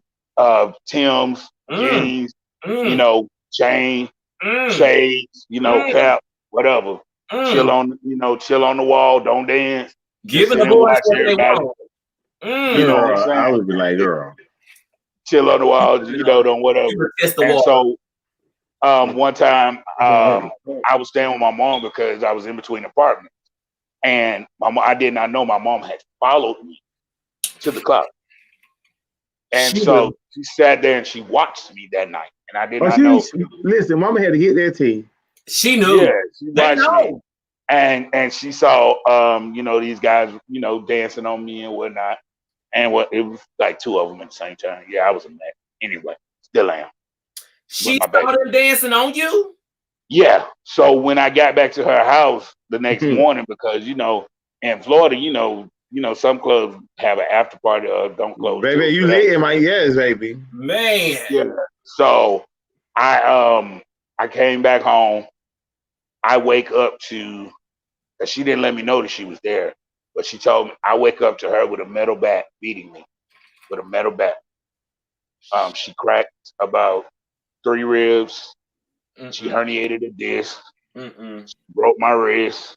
Mm-mm. She's It's like, always going. but she said something that was a Freudian slip, but I think it was real, because you got to remember, my mom and my dad divorced shortly after I was born, Yeah. and so I was the only man in my mom's life, Yeah. and so she said, I didn't raise my son, to be a fact. And when that slipped out, when she said my Bitch, man, you want to be motherfucking gay? You I was like, wait a motherfucking minute, gay. my man. I'm like, wait a minute, why did you say my man? She said, no, I said my son. Mm. No, you said what you said. It hit. It hit. You said my man. How much? You said it, but you didn't mean to say it. How much? What's your relationship with your father? Oh, my dad's been dead for about 15 years. Oh.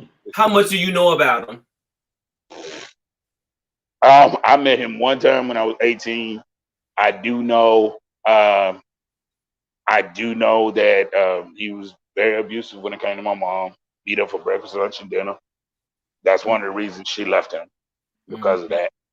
as the main reason, actually. And I don't know too much about my dad, but my sister, my younger sister, he raised her. So a lot of times she gets mad at me because when she, post about his birthday, she tags me in it. And I tell her, don't tag me. And she be like, well, why you so bitter and why you so mad? I was like, you got to Oh remember, he no. raised you. He didn't raise me. Right. I Oh never no. knew this man. So Right. I'm telling you, don't tag me in it because I don't give a crap about his birthday. I don't care because I don't know him. I met him one time in my life and then he told me that he was too busy to take care of me. So I don't care. And so getting back to my mom, I called her the day, 2 days after we got married. I told her, hey, I'm married to a man. If you don't like it, she cussed me out. She called me out everything but a child of God. She's like, you and that faggot. I hope y'all catch HIV and die. Um, you know, I pray in the name of Jesus that y'all catch HIV and die. Uh, the saints. They go very extreme. I pray in the name of Jesus that you catch Ooh, HIV and you not die, in both the of you. name of Jesus. And then she spoke into Yishatarabakashanda. Oh, so she I spoke. pray So in she the wanted name to try to get that prayer in that bucket with God quickly, not right knowing now. she would see. That's the stuff Yeah, that I'm like. Mm-mm. yeah. And so it took all of these years, and a few months ago, she started asking quick weird questions. Um, does your partner take care of you? Is your partner good to you? Is your partner this? Your partner this? Your partner that? And I'm just like, Is your man? I would ask well, your that. friend. She said your friend first.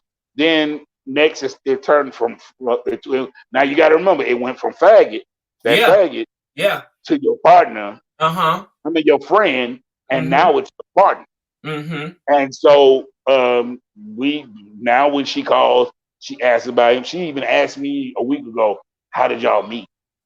I just heard, So "No, I'm your mama." what do So you think changed?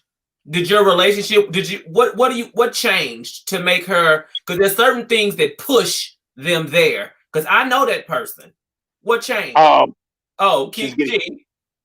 What changed was that bitch karma is coming back and is digging in that ass. And you, before you leave here, you want to make sure your shit is lined up for all the negative shit that you did before. So You what I'm see what trying I'm and it's exactly what he's saying. She's you getting older. She's very sickly. uh-huh. Um, Okay. I'm the only child she has. Mm-hmm. She doesn't have any more kids, and so she's getting older. She's very sickly. Yep. She's seeing people around her die. Yep. You know what I'm mm-hmm. saying? So it's just like, you know what? Shoot, this is the only child I got. Yes. I may not like what he do, but Mm, I'm gonna respect him because I mm, love him because it's my only kid. mm. And It's and and now her love, uh, you know, her love is starting to show. She's starting to be like she even in this crisis, she's like she asking me and him, is he working? You working? Da da da. And what's going on? Y'all all right? Da da da. Is he all right? mm, I hope he, get another job, and I hope da da da da. And blah blah blah. I mean, she's asking questions about him. I'll be praying for him, and I'll be praying Yeah, for because that y'all. And karma, bitch, that karma coming to but eat that ass up. but Yeah. the question that I would love to ask them, and I mean, my father is there. He did. I was telling Chi on another show.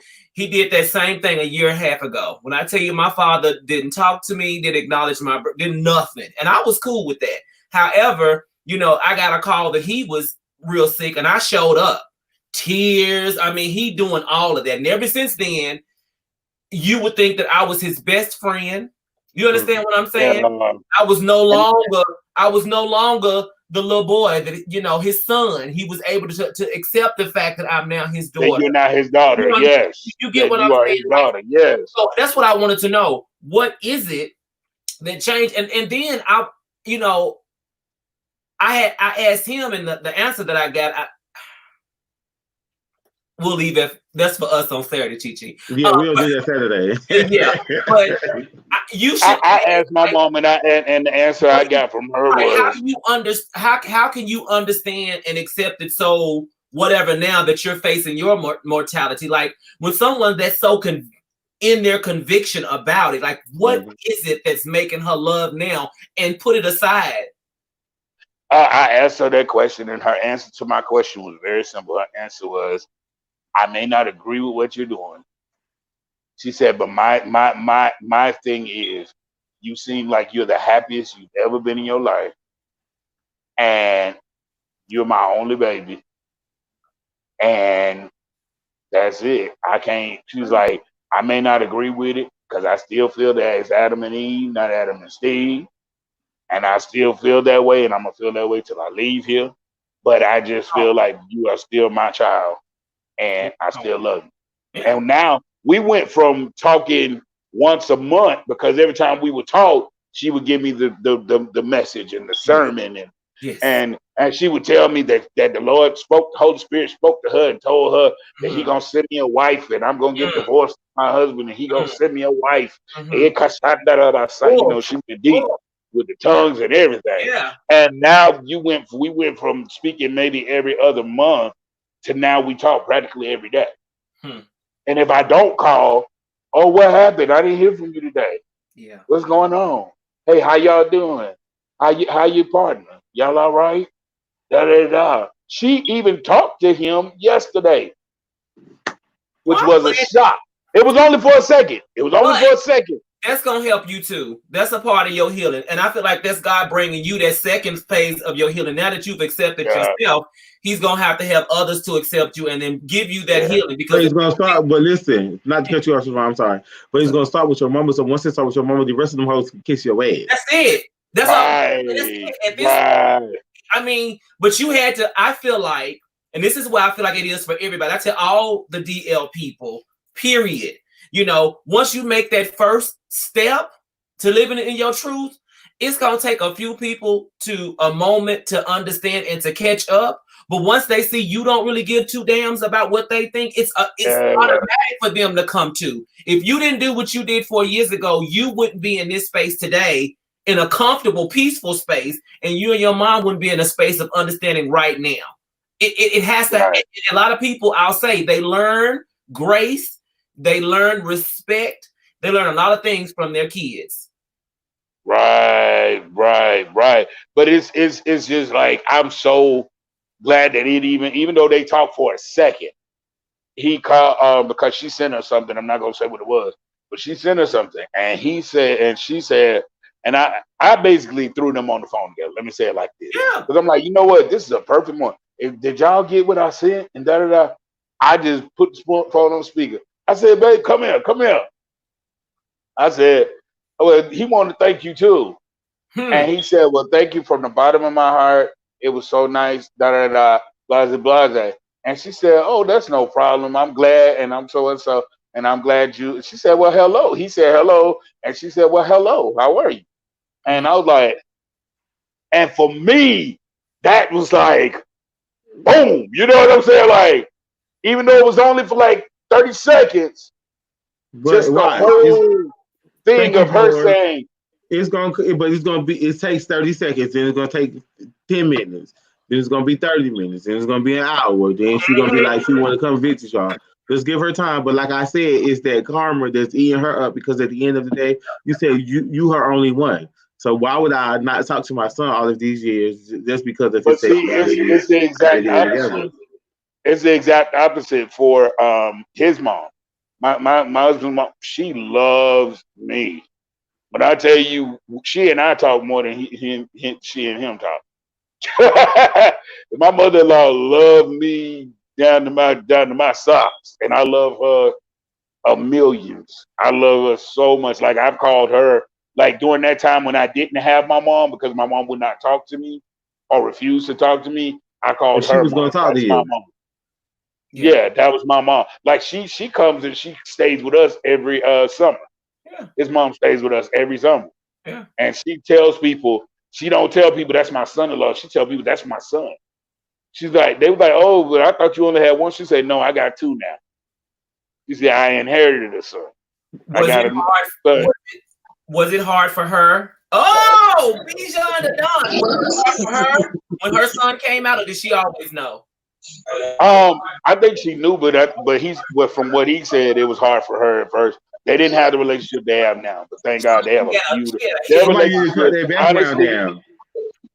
Honestly, I'm gonna be honest with you. When I saw their relationship, I'm not even gonna lie. At first, I was jealous of their relationship Yes. because I'm like, dang, why can't I have this? Even Mhm. though but then he said, you don't know what it took for us to get here because Hello. we weren't always like this. Nope. We didn't always have this relationship. Okay. And once I figured out, oh, he was like, oh yeah, we went through times where we didn't talk, we didn't so and so, and I was just like, whoa. But yeah, now it's just And you like, have somebody who's walked in your shoes, who understands right, the transition from living in their truth and then having to bring their family over to that side, and they have right, to unlearn. Because see what it is, they just working off the things that they were learning and they were taught as a child, and they just keep passing that shit on to their kids. Yeah. Oh yeah. yeah, Same because thing. Bishop Pineapple said it, uh, You know what I'm saying? Pastor Horn said it. And so, and some folks have not even really studied the word for themselves. Because if they truly, truly studied the word for themselves, a lot of things that they thought were there actually are not there. So Because if you really, really delve into the word and you really, really get the meat of the word really shows you, because the Bible even tells you study to show ourselves approved, a workman needeth not be ashamed, rightly dividing the word of truth. So when you rightly divide the word of truth and you really, really study, like let's even talk about Sodom and Gomorrah. Sodom and Gomorrah was not what you really thought. God, Yahweh had already said, God had already said why he was destroying Sodom and Gomorrah. And Messy. homosexuality was not one of the reasons. Hmm. Let's talk about Romans, where it says man should not have an unnatural affection with man. It wasn't talking about men, gay men who have sex with gay men. It was talking about straight men who have families, who have Unnatural. sex, Gay men who is have sex with temple prostitutes who were men. That's what it was talking about. That's what, and then let's talk about Leviticus, the scripture they love to use. Mankind shall not live with mankind as he does for womankind, for this is an abomination to the Lord God, and they both shall be put to death. No, that's not what it was talking about. If it was talking about a sexual relationship, Leviticus would have said it would have went like this, because every time in the Bible it was talking about sex, it says he went in and he knew her. She knew him.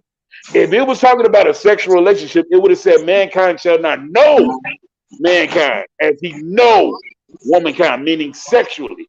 What that meant was back in those times, when a woman has a bed with her husband, if anybody lays in the bed with her husband but her, this could have been a woman or a man. If anybody lays in her bed, let's say homeboy came over and they both got drunk and he just passed out in the bed, it was considered an abomination because that's not your husband and that's that woman's marital bed. He shouldn't be in her marital bed. That's why it was an abomination. Well, you know how So they that's do. what I'm saying. You got to study. You got to study. Passage to uplift their little quote for the day. So people don't read the content and the context. They just look at that one little passage. They look at the word. They start spinning everything. Honey, read the chapter before, the during, and the after, and then you'll have it. And then because Yahweh said, word Yahweh's in that day. Because they don't mean right. This is 2020. This is not AD. This is not those times. Right. Yahweh said in scriptures before Leviticus, Yahweh had said, God, Yahweh is the same person, God, Yahweh had said, these were the sins of her sister city Sodom. They were unkind to strangers. They were getting fat, meaning they were gluttonous.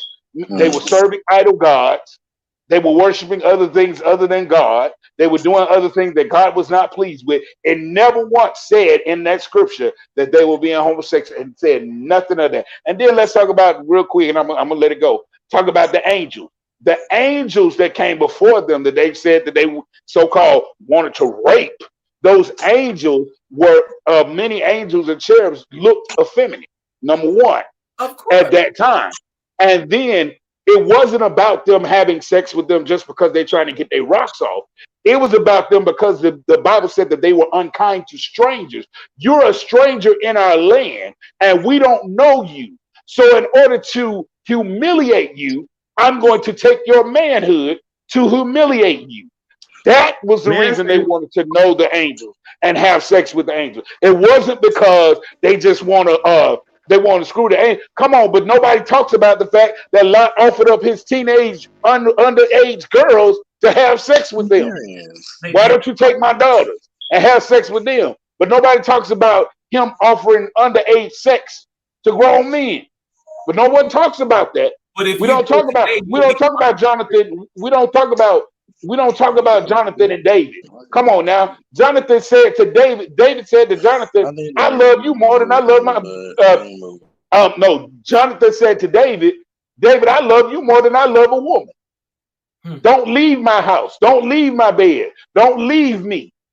Come on now. We have we examples in the Bible. we Folks been not even gay since going Bible days. We just we not we even don't gonna talk about it. we're not even gonna get into the kings and the queens with their Come same on. sex concubines. Come on. Come on. We Okay, really? don't get into that. I thought we was in Sunday school or like going to church on Sunday. we ain't going to church. We were just trying to praise them. We need you to. No, I needed this. I needed this because what he's But no, speaking because I'm into just that. trying to help people, But they don't Chi, tell Yeah, you that in because church. They tell because you I don't want people to live up under I don't want people to live up under that weight that I lived under for so many years. I want people to be free and understand that you are not an abomination. You are wonderful just the way God made you because he did make you, and when he made you, he don't make no junk, nor does he mm. make mistakes. so. That was gonna be another. But Bijan, come on, boo boo. I done talked too damn much. I need some assistance from you and Chi Chi. I'm No, gonna. all this is very interesting to me. I had to step in and just hear the good word and just take it all in. And I mean, it's just so true how people just shape the Bible as whatever works for them, however they can benefit from it to put another person down. How they would, try to put that out there like that. Because I didn't know about Sodom and Gomorrah until stepping in here. It was always taught that the people or the men was basically like, come on outside. Like we wanna see what it do. Hmm. Basically, we want to see what you about. But I didn't know that it was because of Selfishness disrespect they was and trying to take their yeah, manhood away. But when you explain it to them, it makes perfect sense. It It's makes perfect sense. if you look at the one thing that hasn't changed between now and then is still ill intent and people's taking action to create some sort of conformity and utopia. Is what they do then, is what they did then, is what they're doing today. Sexuality and those gray areas of sexuality has always been extremely blurred. It's always been. Yeah. But when you come in trying to create structure, is what they want to call it, structure, then you put these rules and regulations that agree with how you feel, not with what nature says. Because you think Yeah. about male on male, girl on girl, it is a part of every species Nature. that's living. So you Yeah. can't tell me that that's something that's not of God. Come on. Come on. Let's see. Let's say here too. You use Leviticus and other scriptures to talk about, sexuality, but did not the slave owners use Leviticus, the same book, to tell slaves to stay slaves to the master? Because if you don't, God is going to get you And from not being a good slave. more And important, see, that's why I have an issue. Not so much as an issue, but I do have an issue with the whole church because being a homosexual man, up until the point where I came out, I felt so content and so loved from the church. And then, like, when I came out and started knowing who I was and what I liked and what I didn't like, it felt like hmm, not so much as they turned their back, but I couldn't even approach. You know what I'm saying? Without feeling some type of backlash. And me personally, I'm not overly flamboyant. So like, well, why you worried about that? You're not gonna be in there kissing nobody. Like, of course I'm not gonna be in there doing that, but I am who I am. what if you want? And those who know me, they know that yeah, I may look masked, but once I open my mouth, then it's a whole nother city. It's a whole nother city. You know what I'm saying? Yeah. It's a whole nother continent. But Yeah. I've always felt like even down here in Charlotte, I can't find a good church home because I just be worried about people having something to say. Well, I'm gonna say this to you. There in Charlotte, there are some affirming churches that will welcome you.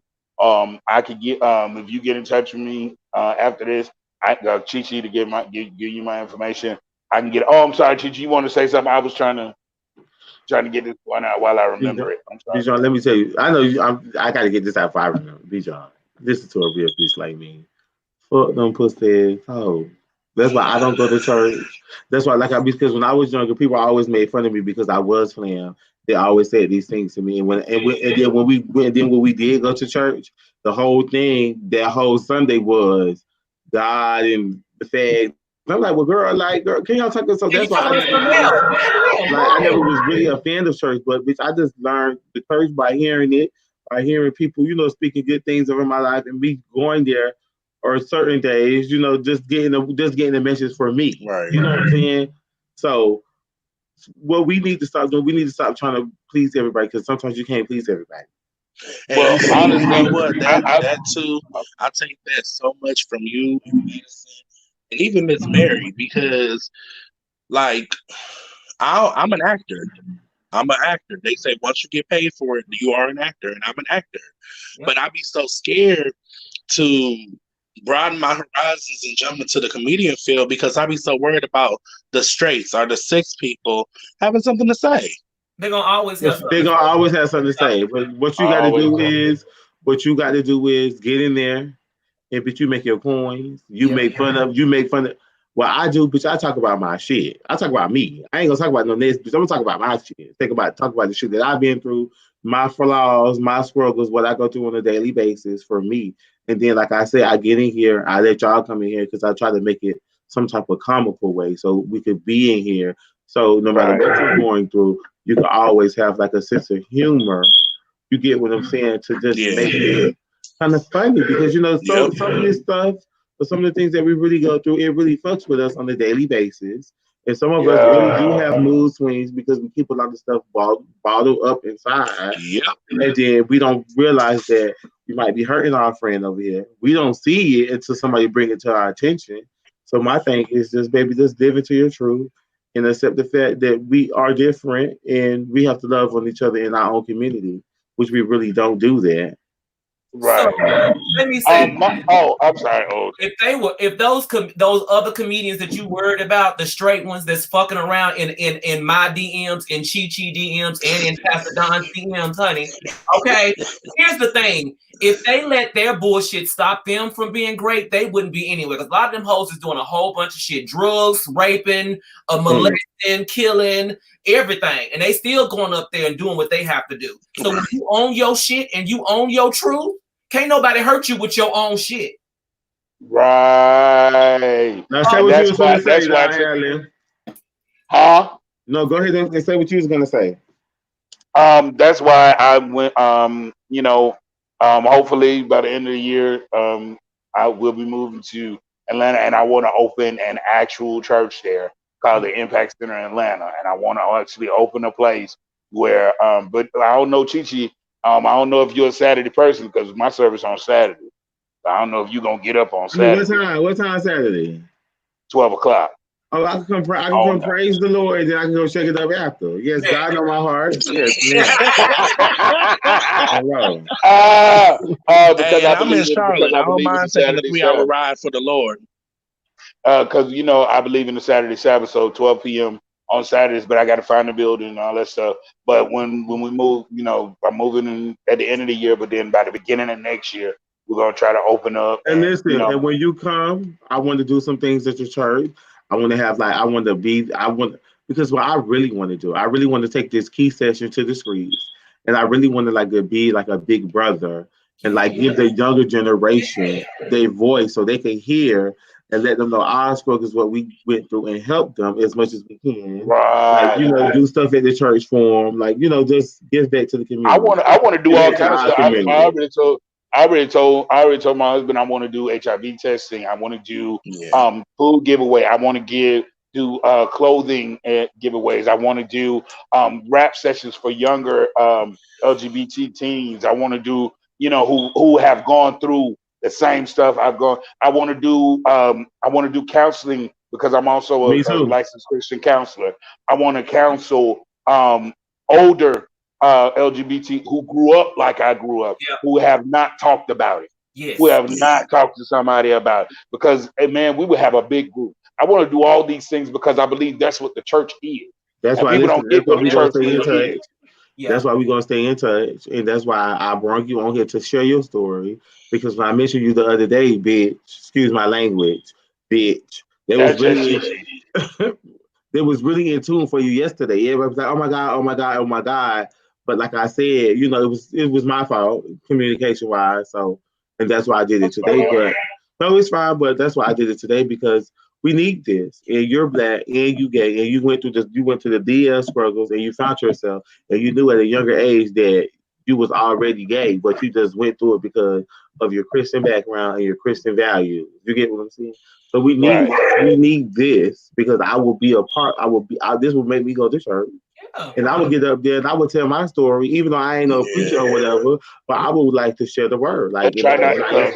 Yes. no, And this I won't cuss. I and won't this cuss. I would say it in a nice way because we need to hear it. We need to hear it from all forms of life. We need to hear it from by you being elder. I mean, well, not elder, by you being a little older than me, by me being at the age that I am, and then we need somebody that's under me that's Right. working the younger generation, and under that generation, we need somebody that's working Well, working this is what that this is what I'm generation. gonna do, Gigi.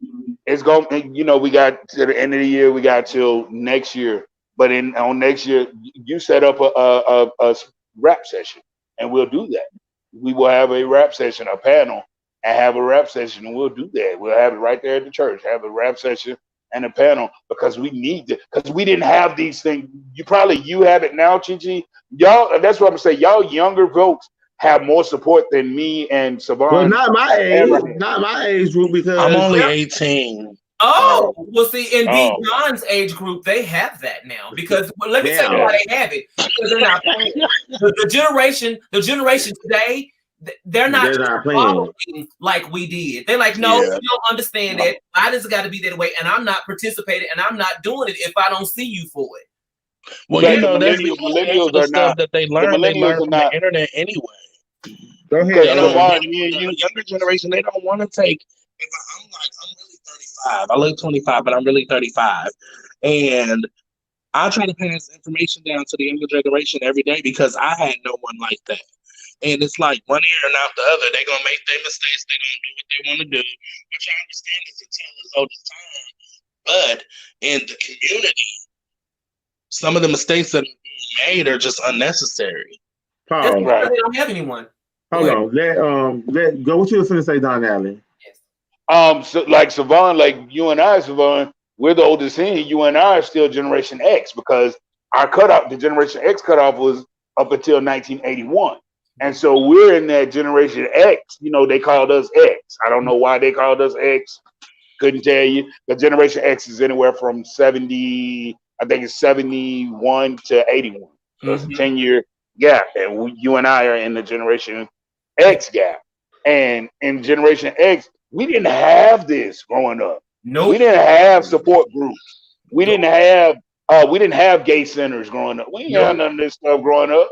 We didn't know what none of we didn't have affirming churches. We didn't have churches with openly gay pastors. We didn't have none of this stuff. I would have never because I even said when I was younger, I'll never be no when I even knew that there was a gay openly gay pastor. I even said I'd never be no openly gay pastor. And Never. but see, that's the thing. Like like Chi Chi said, we hurt ourselves. Like we're in a situation, we see what they're doing to hurt us, and then we get Oh, to a point to where we can change it. But it's easier at that time, we feel, right, to continue to hurt us than to fight right, against the grain and change us. right, That's right. why I'm saying when you get this church and we do all of these things, I want to be more hands on because when I went to church, I was never really a church person, but I loved the choir. I love to be part. I love to participate in the church. I just love to being around to get the feel because But most of it felt like people really loved you, and even though they were side eyeing you, it just felt like they really loved you, and that was the place that Yeah. you go to get the word, and you The go church is supposed to. to be the hospital.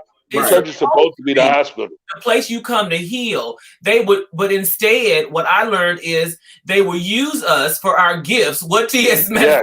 These are our gifts. These are our You will gifts. use, they will use us for our gifts, make us head director of the choir over this and director. Look, decorating the church and all of the talents that we have to make that church great. You would overlook those sins for that moment because you can't tell me these ministers aren't seeing and knowing that their choir directors and their head tambourine players ain't out there doing what they're doing. You come out there, you can see it.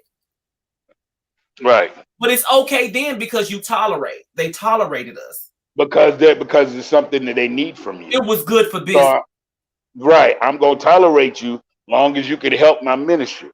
But when you get to the point that you're not helping my ministry, then I'm gonna go and sit up and preach every Sunday to you because I'm gonna say this and I'm gonna backtrack. What I did not say was my grandmother was dying when I was younger. I was about 15, and it was just she and I in the room. And she asked me a question. She said, "You like boys, don't you?" She said, "Baby," she said, "Big Mama, no, I know." And my mom was eavesdropping outside of the door because the next week they all attacked me with the oil on the altar. Yes, Lord. And tried to pray that spirit out of in the name of this homosexual demon. Come out, come out, come out. About 5, and really, honestly, it was like, and I don't know how to say this. It's weird. It was kind of like a soul rape because you got about 5 people piled on top of you, slathering you down with all spitting in your face and talking about this spirit come out of here. Oh, he will want women. He will love women. Oh God, he will be a regular man, a real man. Oh, oh God, he'll be a real man. Oh, and love a woman like he's supposed to, and have children like he's supposed, and be a good husband to his wife. I want to know how they prayed over the murderers and the molesters and the Lord forgive them, messing with the young girls. I never saw those prayer sessions. Or Lord forgive them, and we'll overlook it. You know what the prayer session was, Savon? There was a one-on-one prayer session. It was a prayer. The prayer was, CG, Lord forgive them, and we're gonna overlook it. Even though Pastor Johnson had an affair with that woman that was not his wife, we just gonna sit him down for 3 months, and then he can get right back up preaching again. But we gonna forgive him. But when you're a homosexual, baby, oh Lord, Jesus, get the oil. All they doing everything. They doing a damn all the National Guard. Right. They done called in the Pope because they need to exorcise this demon out. Hold on, y'all. Let me do this real thing. I got this from my cousin. It's called My Treasures. This is my cousin. She sent me some bracelets that she made for me. Because if I don't do this now, bitch, after this, y'all going to smoke again, and then I'm going to sleep. And it's handmade children accessories. My cousin's name is Sharina Moore. It's located in Darren, Georgia. P.O. Box 2240 in Darren, Georgia. Area code 31305. And this little bracelet that she sent me that she making for kids. I got this big ass man rig, so I really can't do nothing with. It's real. I love stretching things out. You know what? That did come out right. It came out the way I wanted it to come out. It's a little bracelet that she made. Oh, that's cute. Oh, that's cute. But they for kids. So if you guys out there got kids, you made this for me. I was like, girl, I got these big ass man rigs, girl. So she made this. And it's a little. I need you to either pin or send that information because my niece would love some of those. Oh, that's cute too. I'll type it in the video after I uploaded it. So, like I said, it's called My Treasures, handmade accessories for kids. Her Facebook is My Treasures. Her Instagram is My Treasures. And free shipping through May 30th using the promo code CHI20. So if you want to get anything, you should. It's free shipping using the promo code CHI20. So go ahead and support my cousin. Let me go ahead and play this. What y'all want? Y'all I want? just, I just, I just. Let me give you all this. Um, Tune in on Saturdays at 12 p.m. The page is Impact Facebook Impact Center Dallas, and the only reason it's called Impact Center Dallas because I live in Dallas right now, but that's gonna change when I get to Atlanta. So it's Impact Center Dallas every Saturday at 12 p.m. Central Standard Time, which is 1 p.m. Eastern. Okay, 1 p.m. y'all time, and 10 a.m. Pacific time. Mm-hmm. It's service. I have a 1 hour service, virtual service. I do everything myself. I sing, I preach, I do, whatever the Lord lead me to do. If He lead me, sometimes I'm a worshiper, so sometimes I just get stuck on worship for about 30 minutes. I just be going in. Um, so Impact Center Dallas every Saturday at 12 p.m. Sabbath worship. I'm telling you, you're gonna enjoy it, and it's for everybody. And then, like I said, when we move to Atlanta, the Impact Center Atlanta is going to be for everybody. Everybody, black, white, it doesn't matter who you are. God, all of God's children deserve to be able to worship freely and be able to come into God, yes, Shama, and to be able to come into Yahweh's presence without having to feel left out, without having to feel unloved, without listen. Because the theme of my church, even here in that of my virtual church, is the real church for real people living real life. So Yes. whatever you are going through, whatever you have, because we all need to be delivered from something. I'm not saying Yeah. because I'm not like the church folk. Go ahead, I'm not Shay. like the I'm not like the church folk. I don't believe in all this. I believe you can be delivered, but being delivered from being gay, I don't think that's a thing. But Hello. the thing of being delivered from, let's say, promiscuousness, being delivered from, you know what I'm saying, from crack addiction, being delivered from drug addiction, being delivered from, you know what I'm saying. I believe God is a deliverer, and deliverance is a process. So when this opens up in Atlanta, you can come and lay down anything you need to. When I've had churches before, I've had drug drug users come and lay down crack pipes. I've had people come and lay down crutches because they're walking. I've had people. God is a deliverer, and deliverance is for everybody. It is. So Impact Center Atlanta will be open to everybody. I don't care if you purple. If that's your skin tonation, bring your purple self on.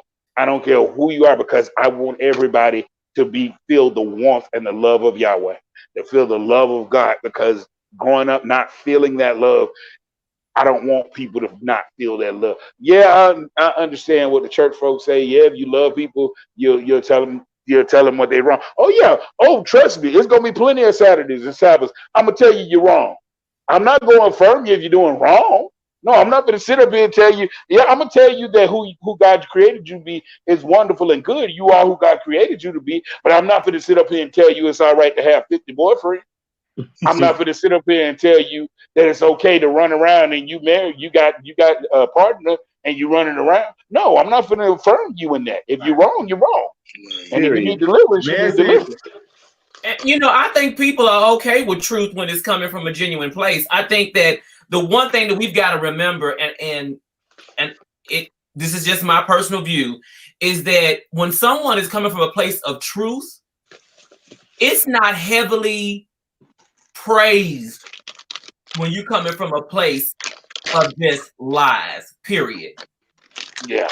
And every minister that I've ever met, starting with my uncle, who was the first person who ever spoke truth religiously in my life and helped me understand who I am today and why I am the way that I am today, it seems like everyone shunned the truth. The truth in Black power and who we are as Black people. Everyone shun the truth. Why would it be any different in religion? Why would it be any different in people who are representing the truth in religion? And I find that those ministers that are speaking the truth aren't praised by their peers. There's no money in it. No, what they call the truth, they're being praised.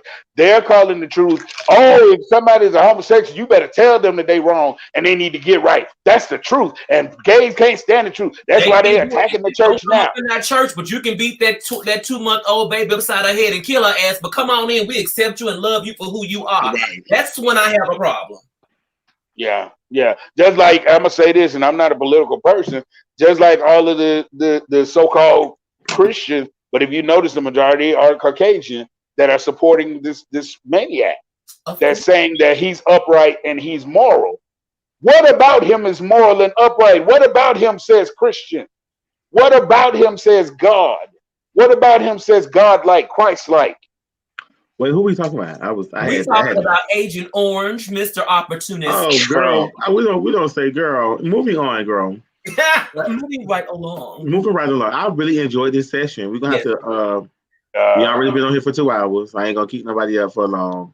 Well, I did want to say real quick, Donallen and Chi Chi, when y'all get that movement started, I would love to be a part of it and just shed some light from the mind of a big black gay male. A big male that was singing his ass off this morning. Mm-hmm. I sure was trying to, but you see, sweet ankles, delicate ankles was coming for me. Don't give my auntie too much. Y'all know my auntie don't play. She'll slice your face. I swear, she read the whole. But that's what ladies' ankles give. But yeah, Don, I really want to go ahead and start that movement. Like, so maybe probably one Sunday I could get you. But see, you say you do it on Saturday. So okay, Saturday for you, but you may have to do it for a Sunday for me. And we'll just have church on here one Sunday. That's fine. You pick the word. That's absolutely. And we have the people to come through and tune in, and we'll just go. John can sing us a song. Come on here. I won't probably say this Sunday. I don't really know what I have planned for Sunday, because I know me and Siobhan doing something Saturday. Or we could probably try it for this Sunday, which will be 12 o'clock your time, but 1 o'clock my time. Okay. That's when my services are on Saturday. 12 o'clock my time, 1 o'clock your time. Yeah. So what y'all say? Y'all want to try to do that on Sunday? Sunday at 12 o'clock Central. Well, it will be what time? It will be 1 o'clock my time, Siobhan. What time? 1 o'clock my time. That's fine. I ain't doing shit. I mean stuff, nothing. Okay. It just slipped out. It slipped out. I get it. I get it. This was so fun. Oh my God! I'm glad that you really enjoyed. I'm glad that you finally opened up, because at first I was over here slicing my wrist, like my wrist was being slit, and I almost slit my throat. But I know I was so bored. Listen, Siobhan, you already know what I give. Then people was in here telling me, because this man Kevin was in here telling me that I shouldn't laugh, but I was like, listen, I wasn't laughing at him. Like, I have to. If you watch any of my key session, the whole message for the key session is to get the message and to get the key session. Because no matter what we're going through, everybody needs a chance to laugh, because people be so uptight. Everything is so serious sometimes. And sometimes you need a sense of humor. So that's why I created the key session with me. Yeah. Right. I mean, it opens up dialogue, and I mean, there's key messages that's there, but you're right. You know, right now we turn on the TV and all we see is serious, serious, serious. And that's not to negate, you know, the importance of it. However, you know, I've been sitting up in this house. I can't go outside and play with my friends and build a snowman. Do you want to build a snowman? I started to sing it too. Yes. Yeah, but that's why I did it. And Donallen, Sunday, whatever you're doing, I'm telling my people out here, my fans and the street game members, Sunday we might have church on my channel. You're gonna let Donallen lead it, and then we'll just go from there. Lead us in an A and B selection. Because I feel like that we need that. I feel like that we need that. I haven't been to church in a while. You get what I'm saying? So Rona Mae Jackson. I'm gonna start getting prepared. Oh yeah. So start getting my mouth. Well, I don't know. I'm gonna see what Craig likes to join. But yeah, I really enjoyed this discussion, and we really need this. Like I said, I need y'all to share it, like it. Siobhan, I know you'll do your thing. This is on my Facebook, Donallen. I need you to share this link wherever I share it with you, because they can click that link. I don't know if they can click that link and go back and replay it. I don't know, but I will send you a link to the YouTube so you can post it on all your social media platforms, and we can go ahead and get the people to come and absorb it. This one, it wasn't really nasty. It was really a good message, because, like I said, your message was that you were once DL. Right. And you had to come to terms to just living in your truth. And you did that at the age of 36, which now you're 39 and you're living in the truth and you're happily married to a man and y'all share some of the similarities in y'all younger life. And that what made y'all relationship strong right now. Oh, someone just asked what's my handles. You can find me on Facebook at Donallen Low, just my first and last. I'm the only one on Facebook. You'll figure that because especially with the way my name is spelled, the A is lowercase. That's my whole first name. So yeah, I'm the only Donallen Low on Facebook. So you find Donallen Low on Facebook. I'm Donallen Low on Facebook. You can also my church page is Impact Center Dallas. Impact Center Dallas. And you can hit me up on email, apostledlow@gmail.com. You can Down email low. me. No, I was about to say that. Apostle How down low. God just knew Okay. from the moment of inception. No. Anyway, Apostle DLOWE, Apostle D Low at gmail.com. Once again, Don Allen Low on Facebook, DONALLEN, last name LOWE on Facebook, or either Impact Center Dallas, and on Instagram. I don't know my Instagram. You need to text me all your information, John, text me all your information when we end the video. So when I upload the video, I could tag all your stuff in there. Okay, good. Because And I will be I don't breaking know all pieces that of stuff. I will be breaking pieces of this up on my YouTube. I mean on my Instagram to get Oh, and on Facebook, just Apostle Don Allen Low on Facebook. Apostle, put up the word Apostle APOSTLE, Don Allen Low, and you find all my preaching vids and Bible studies and thing. I'm on there. You'll find and me. like I said Sunday, we're gonna try to do this on Sunday. It's gonna be 12 All right, o'clock let me John know. Allen I'm good. time. No, I'm just putting it out there now. It's gonna be 12 o'clock uh Don Allen time, 1 o'clock. I'm in Georgia. Whoever's in the, bitch, I don't know how to. Y'all know, bitch. Just tune in when you see us live on Sunday. All right. But this was Okay. really nice.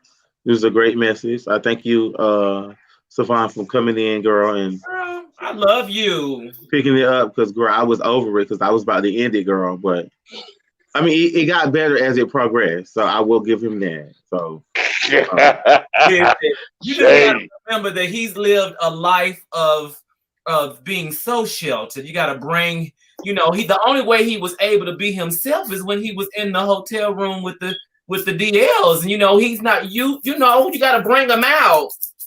Yeah. so I Yeah, really I'm social. appreciate I'm it. social, and I'm up when I'm at church. So that's the situations where I shine. But thank you so much, bro. Chi. I'm So telling you, bro. what would be your word for Sunday? I need you Uh, to find. This is what I want you to do. I need you to do your homework because when we do this Sunday, I need you to go way back, get a nasty scripture of God telling people to just be you, and He still will love you no matter what it is that you do. Robbers, killers, molesters. I oh, need you you to talking about put. Yeshua? You talking about when Jesus was I speaking? don't know. Yeshua. I missed it because I don't read the Bible. I'm just telling you what I want No, you to that's talk actually about. scripture. Yeshua is when he I spoke. see. That's I'm gonna what speak it. that you in the book actually, and didn't even realize you was in the book. So that's what I need from you. I need you to do your homework. Message. You in the book, sir, and then you even realize you was in the I book. need you to do your homework. I want you to pull a sermon from Sunday, from that. Most definitely. Most Do your definitely. homework because we need to go back and then we need to bring it. We need to bring it. We need to go back and then we need to bring it where we at now, and then we need to take it farther than where we at because we wanted to try to reach the generation that's younger than me, and that's we want to try to reach the generation that's younger than the generation that's in front of me. I You mean, get and what I'm saying? that's fact. They have so many scriptures telling you what you shouldn't be. We need to be able to show them some places that say where it's okay to be you. Mm-hmm. Yes. Because they always make it seem like, oh, we can't be us and we Yeah. can't do this and we can't do that, and it's so wrong. I want you to go back and get a scripture that's what's going on now, right now. You get what I'm saying? No, I'm just being Oh for my real. God. Hold on, I don't mean to cut you off, but somebody just made me giggle. Just made me laugh real hard. Um, Mr. 6'8" just said, "How come every time I look at Don, I want to sing This Is My Sorry for 2004."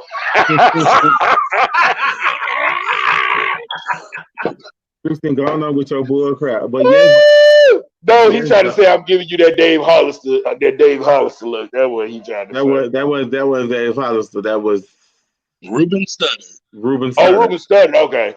Right. Okay, yeah, I'm plump. I'm pleasingly plump. I love it. I'm fine with But it. John, I mean John, I'm finna say John, but I'll John, be. for real, Sunday, I'm dead ass serious about this. Yeah, Yeah.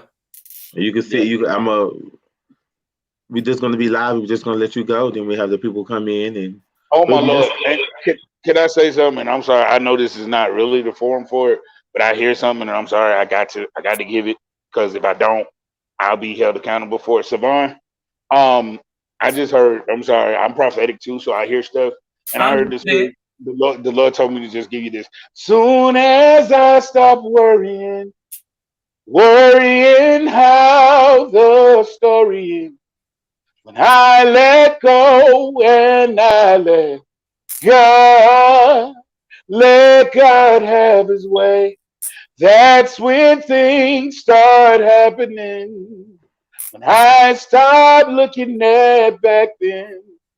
When I let go, when I let God, let God have his way.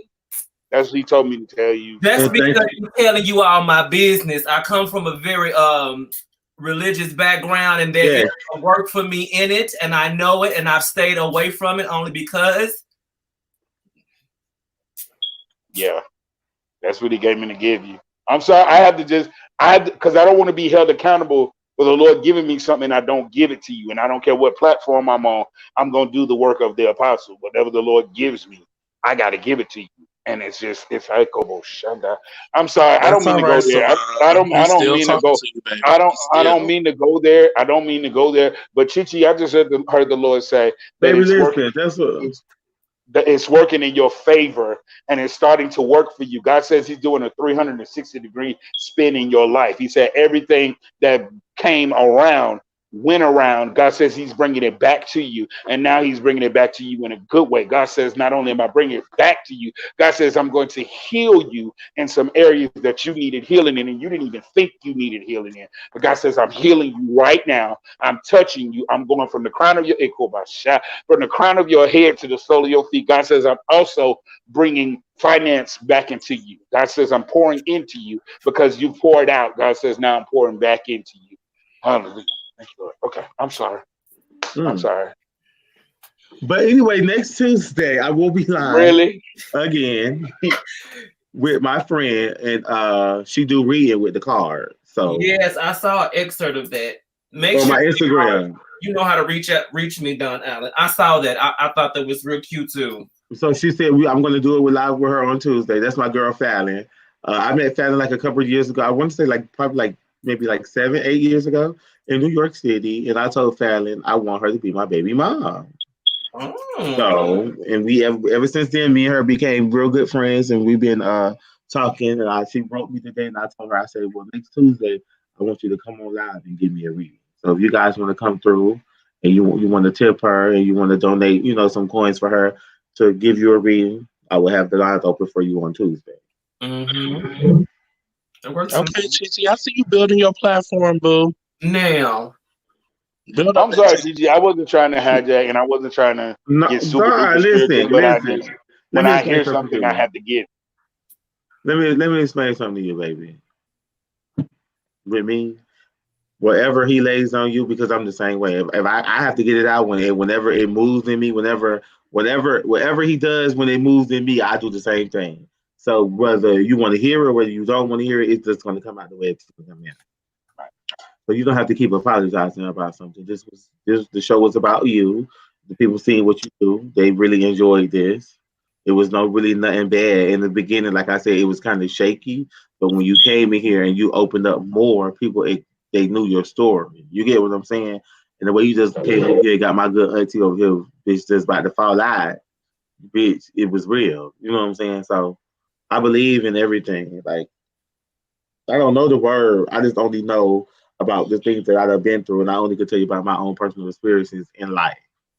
You get what I'm saying? What I want to see and what I feel that we should do, you know what I'm saying, as the black gay community, that I feel like that we should help one another, building one another up. Because if the whites could do it, the Hispanics could do it, why we can't do it in our own community?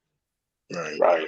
Right. But that's why I created this platform and I created these key sections for y'all to come in, for y'all to have a voice, for y'all to state your opinions, for us to see everything at different angles. Even though we all gay, we don't agree on the same thing.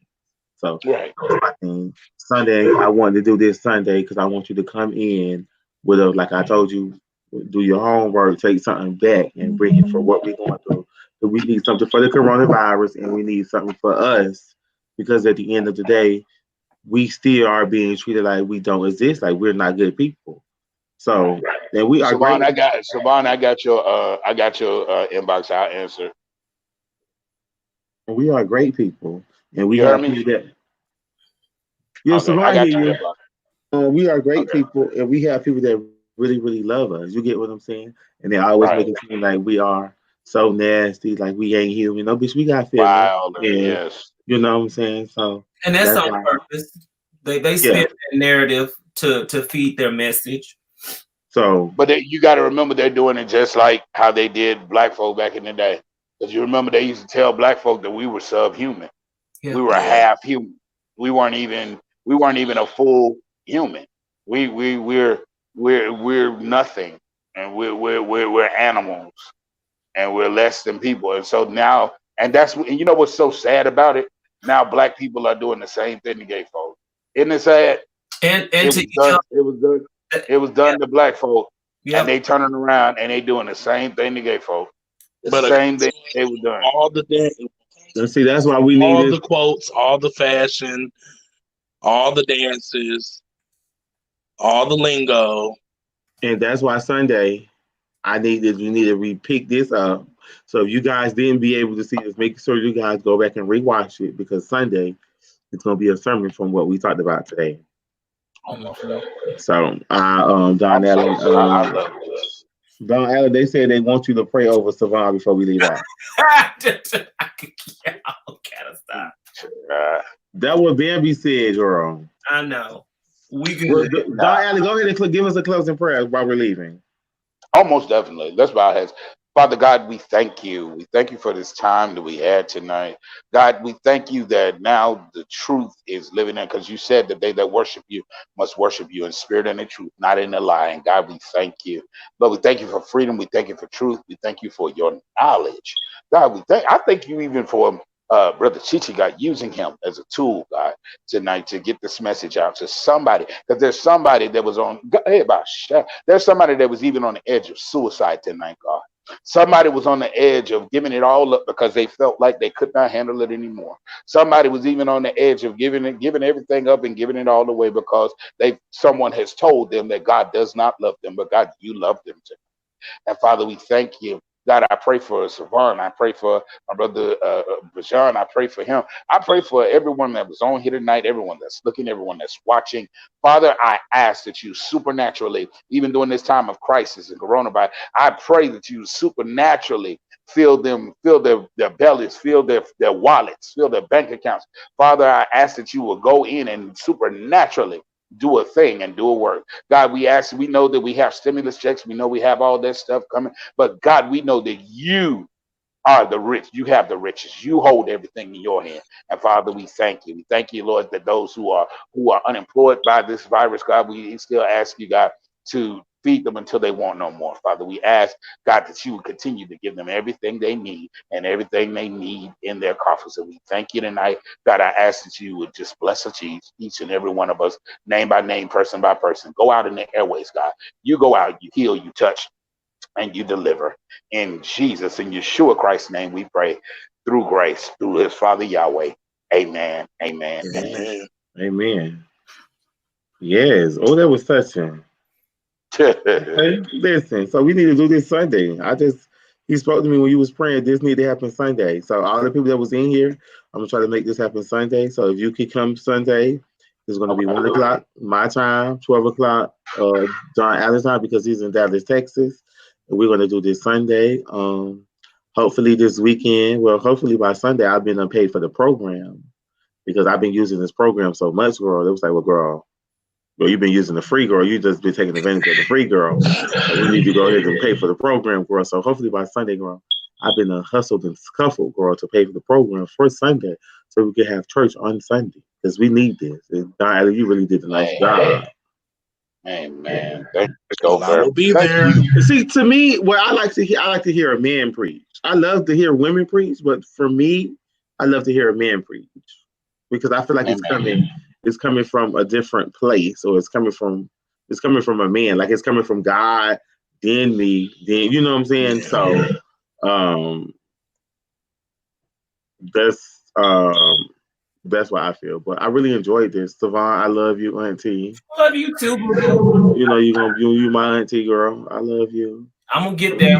Rona gone. I'm coming to Atlanta. We got to do something. I'm ready for kickball. Right. So, oh yeah, and me and Craig, I had gave him this idea. I was thinking about doing like an online dating show on my channel on Wednesday.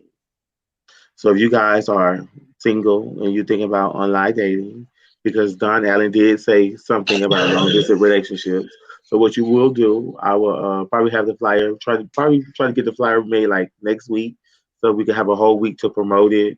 Get people to email us, so we could do like a little small screen background check to get you on the phone to talk to you, and then Wednesday we'll go live, probably like 10, and let you come in and see where you can go.